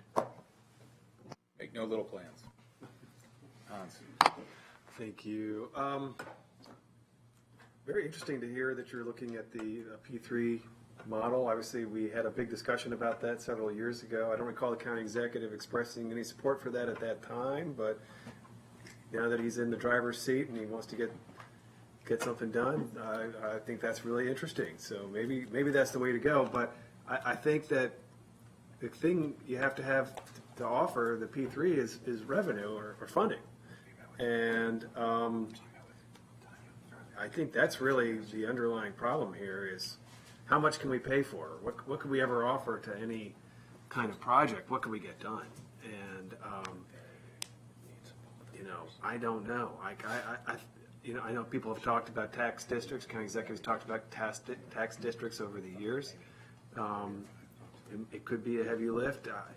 Having modeled some tax districts in Bethesda downtown, I was surprised by how little revenue they generated, frankly. So I just, I'm all ears, I guess, but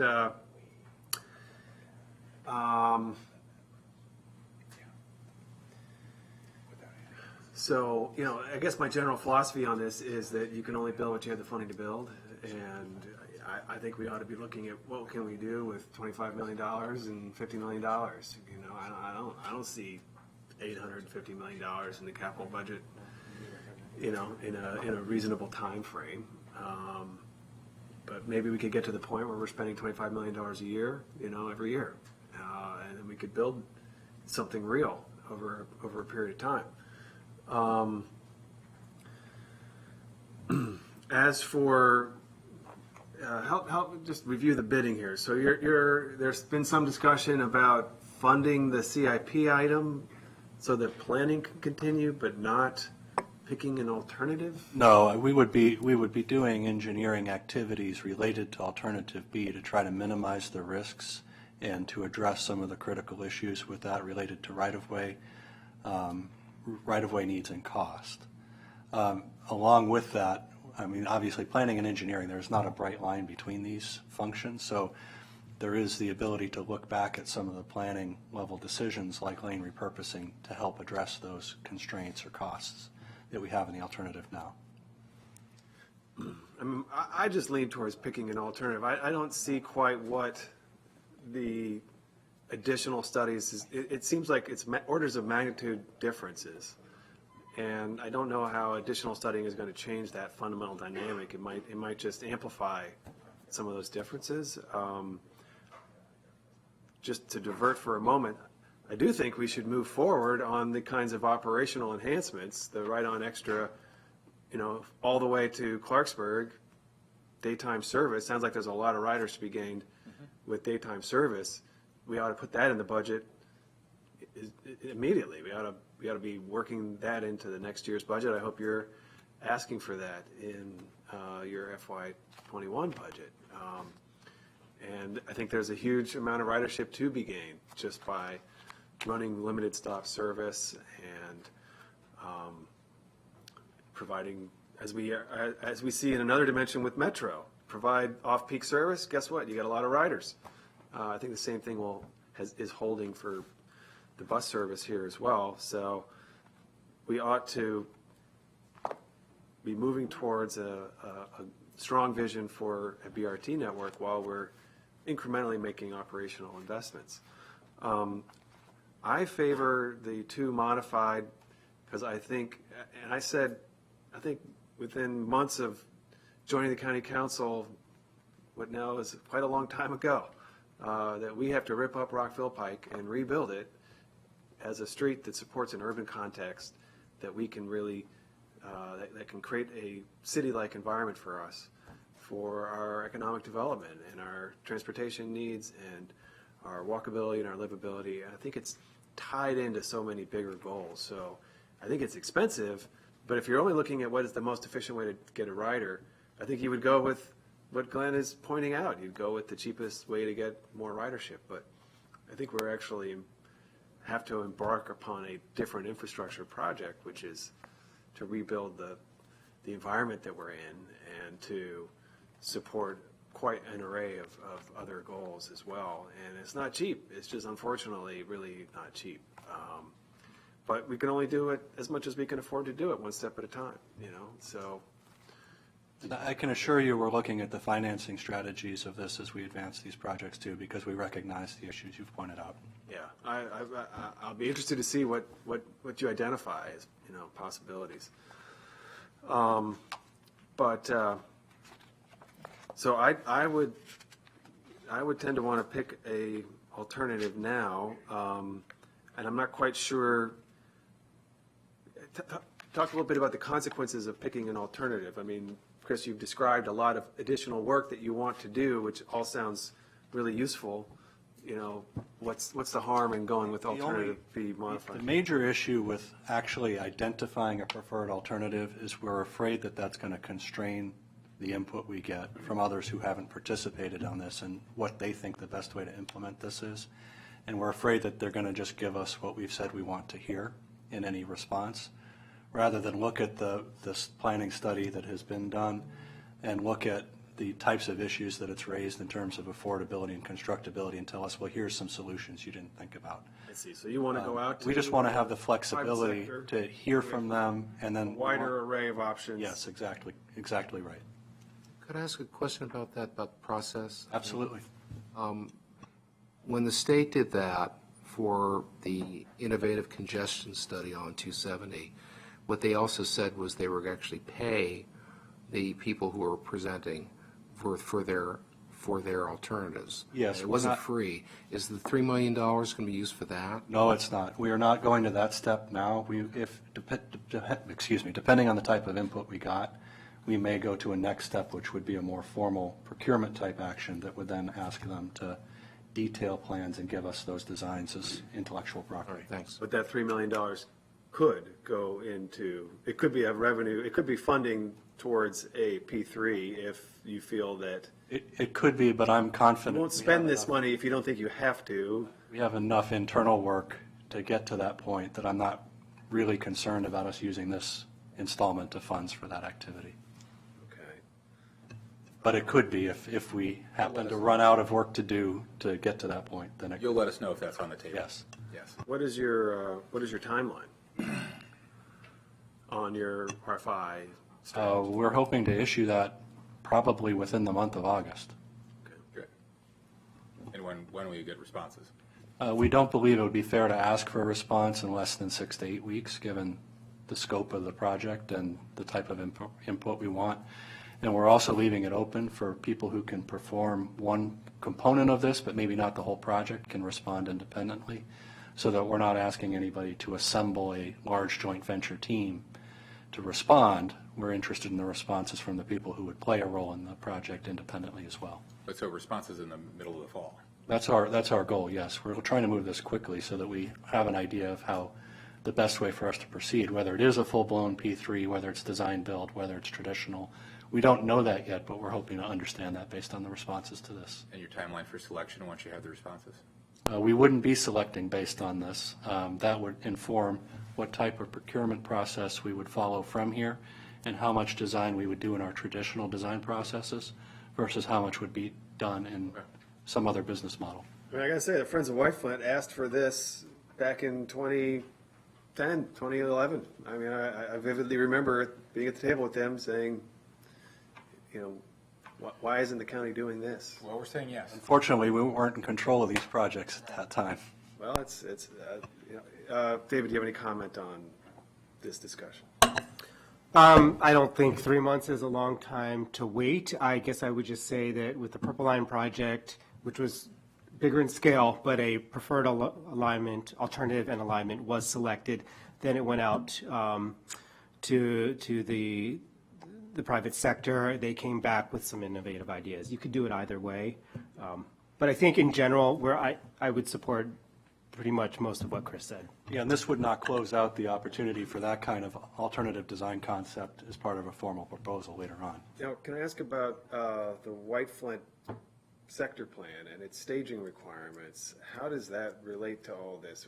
And by the way, any of these other alternatives, is alternative A, in your opinion, meet the criteria for the phasing of development? The phasing in White Flint is based on mode share. It's not based on any particular project, so it's irrespective of that. I just want to make sure, clear, before I looked at the numbers, I was all in for B modified. But when I saw before I looked at the ridership numbers. And so, and I'm still hope that's where we'll end up. That's why I was recommending for looking at, looking at ridership again. I don't have a problem with what Chris is saying either. But I think unless we get to the point where we can actually show a lot more benefit compared to something like Alternative A, then I'm not sure if we have a project that's as big as this. I don't want to keep arguing, but I'll just say this. The ridership is one factor in making a decision about what type of project you want to move forward. Right. It is not the only factor. Now, there is an indication of the value for money provided by the ridership, but there are lots of other ways value for money is provided. And it's an unfair metric for a transit project that we never apply to other transportation projects We do all the time. Well, we don't build a new road hoping that it will be full. Isn't it true? We build a new road based on how many people are going to use it and how much congestion relief there is. That's why we build it. Planning staff would agree with Chris on this. Well, absolutely. I imagine. Here's another way to say what Ms. Reamer, I think, said about Glenn's characterization. Isn't it true that option B, modified while expensive, helps us attain our land use objectives as well as our transportation objectives? Yes, and there's no disagreement about that from the executive. Well, But again, the ridership numbers to date show that all the alternatives show the same amount of trips going to each of these areas regardless. Again, unless the ridership numbers are different, the perception, the myth has always been this, that it's better, but the numbers show to date otherwise. But I think the numbers are faulty because it doesn't take into account these other factors. As I'm hoping that ultimately, whether it happens now or a little later, there is the justification for being able to do this. If so, I'll be the happiest person here. Terrific. Yeah. Don't want to keep arguing in circles here, but a recent WMATA study showed that for every 10% speed increase that a vehicle has, a bus has, ridership increases 4 to 10%.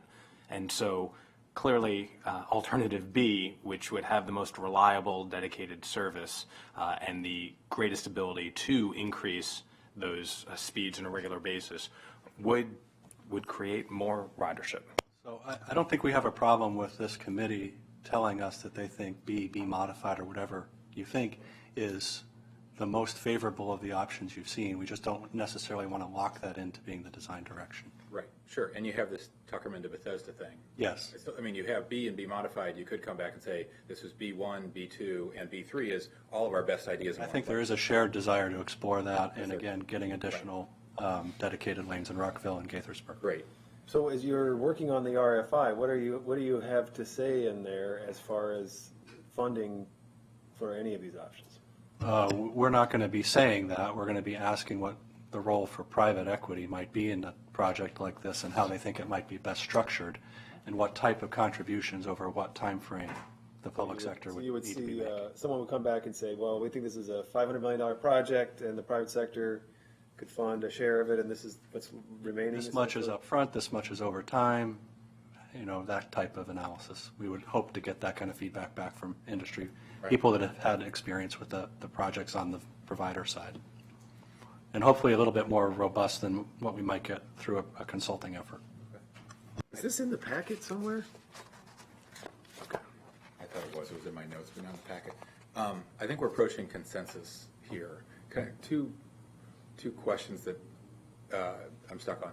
One is, okay, riddle me this. If C is 2 curb lanes, 11 feet wide, and B is 2 in the median, 11 feet wide, why the 15 to 22 acre gap in right away? Yeah, there are two reasons for that. Okay. One is the median lanes are physically separated. Right. And the curb lanes are not. So you have to build There's in that. another 6 plus or minus feet. Okay. And That many? also, and also when the stations are sited, there's tapers for median stations, and side stations are just little rectangles that sit on the side of the road. Okay. So the road design flares out for a median station, it doesn't for a curb station. Right. And then we haven't talked about, but I wouldn't mind talking about Bethesda to Friendship Heights. Yes, that has not been in the master plan and it hasn't been part of the previous studies. Now, the way the master plan, do you want to explain it? What the master plan did in 2013 was to say the BRT should not be extended to Friendship Heights unless the District of Columbia was going to extend it from Friendship Heights into the district. So that was the caveat. I don't think we would object to looking at that again, and I've heard from Friendship Heights people that they might be interested, but it wouldn't get to the same level of definition as the work we've done so far in this. Sure. Now, that doesn't mean you can't run, for example, mixed traffic with the same buses. I mean, there's no. You could do at least that, but have you had these conversations with DDOT? There has been a very preliminary dialogue with DDOT about whether there's interest in exploring bus lanes from Friendship Heights to Bethesda. There hasn't reached any conclusion at this time. If we're moving forward, I would just suggest that you at least entertain, studying that addition and entering into a real conversation with DDOT about where they would be on this. I don't think we have any objection to that. And where are we on are you done with that item? Sure. Where are we again on the Clarksburg alternatives then? Are we making any decision about that? I think there's consensus on the Snowden Farm Parkway. I mean, it's the only one Planning that's supports. remotely feasible in the shorter term, the medium term. In the long term, could be very different. Could be Observation Drive, could be 355. But for the time frame we're talking about for a project, Snowden Farm Parkway seems to be the only option. Okay. One last time, just to say it again, the operational bus improvements can get a lot of riders, right, Glenn? I mean, there's no question that if we can add bus service in the corridor, we will get a lot of riders. Is that a fair conclusion from all these studies? Yeah, about roughly half the increase in the ridership between doing nothing and B is strictly extending the routes to the Clarksburg and to Bethesda, and probably more importantly, running it through the day. And we have, proof of that from the Ride on Extra service. So, I mean, I think we ought to be building towards that under any circumstance, because no matter what you end up with, if 3 years from now, we've got 30% more service and 30% more riders, it's just, that's the better to build into a new system, so. Okay, thanks. We need the service up there. Okay. We good? So we'll take in two parts. The 355 decision, are you agreeing with, I mean, both DOT and council staff and actually all the parties are recommending approval of the executive's amendment for 355. And so I guess that's the first question, is that you're okay with that? Without objection at this point. And the second question on that is, do you have a preferred alternative now, or would you strictly go with the approach that both, well, for different reasons, DOT and council We're staff? all on the same page, more or less. Okay. Yep. All right. Then the only other decision has to do with Veers Mill Road. If I could point to two things in the packet, circled E, which is an early on attachment. The attachments go A through H and then 1 through 100 something. So it's near the front. It's the executive's recommendation for the amendment for Veers Mill Road, for bus rapid transit Veers Mill Road. Circle E shows how we would change it. Right now, there's basically $3 million programmed for facility planning phase 2 or preliminary engineering. That's what's showing up as current revenue. The $2 million in 23 and $1 million in 24. What the executive is recommending is accelerating $1 million of that from 23 to FY20 and leaving the rest of the PDF the way it is. The PDF also has $4 million for design in fiscal years 24 and beyond 6 years, which is probably 25. My recommendation is twofold. If you then hold Circle E and then turn all the way to the back to Circle 106, it's to essentially, well, it's to accelerate all of the money for facility planning into fiscal year 20 and 21. So it's agreeing with the executive for $1 million in FY20, but also accelerating the $2 million into FY21. And so that it's seamless in terms of the preliminary engineering. You're just paying for, you'd appropriate the whole $3 million. It'd be spent over a 2-year period. And at the end of that, you'll have an alternative that's ready to go into the CIP for final design and construction, if we can find the wherewithal to pay for all that. That's the big question. But there's already a selected alternative for this. It was selected 2 years ago, alternative 2.5. The other part of my recommendation, though, is to delete the final design funds that are in the project now in FY24 and beyond. It seems like a minor point, but until we have preliminary engineering done, we won't really have a final cost. That's really where you make your decision as to whether you go forward or not. Also, if we're going to go for a federal appropriation on this, which is a possibility, or an REOI, or a P3 or whatever, it's all up in the air. And we wouldn't want to have a 3-year gap between the end of preliminary engineering and final design anyway. So just recommend just cleaning that out and just leaving it with PE. So my recommendations on basically what's showing on Circle 106 and 107 for Veers Mill Road. Okay. Any objections? Great. And with that, we're done. Before 4:30. Thank you. All right, thank you all. This is all going to the council on Tuesday. Except we probably won't have a big presentation like you had. We'll just go for the action stuff. Thank you all. Thank you.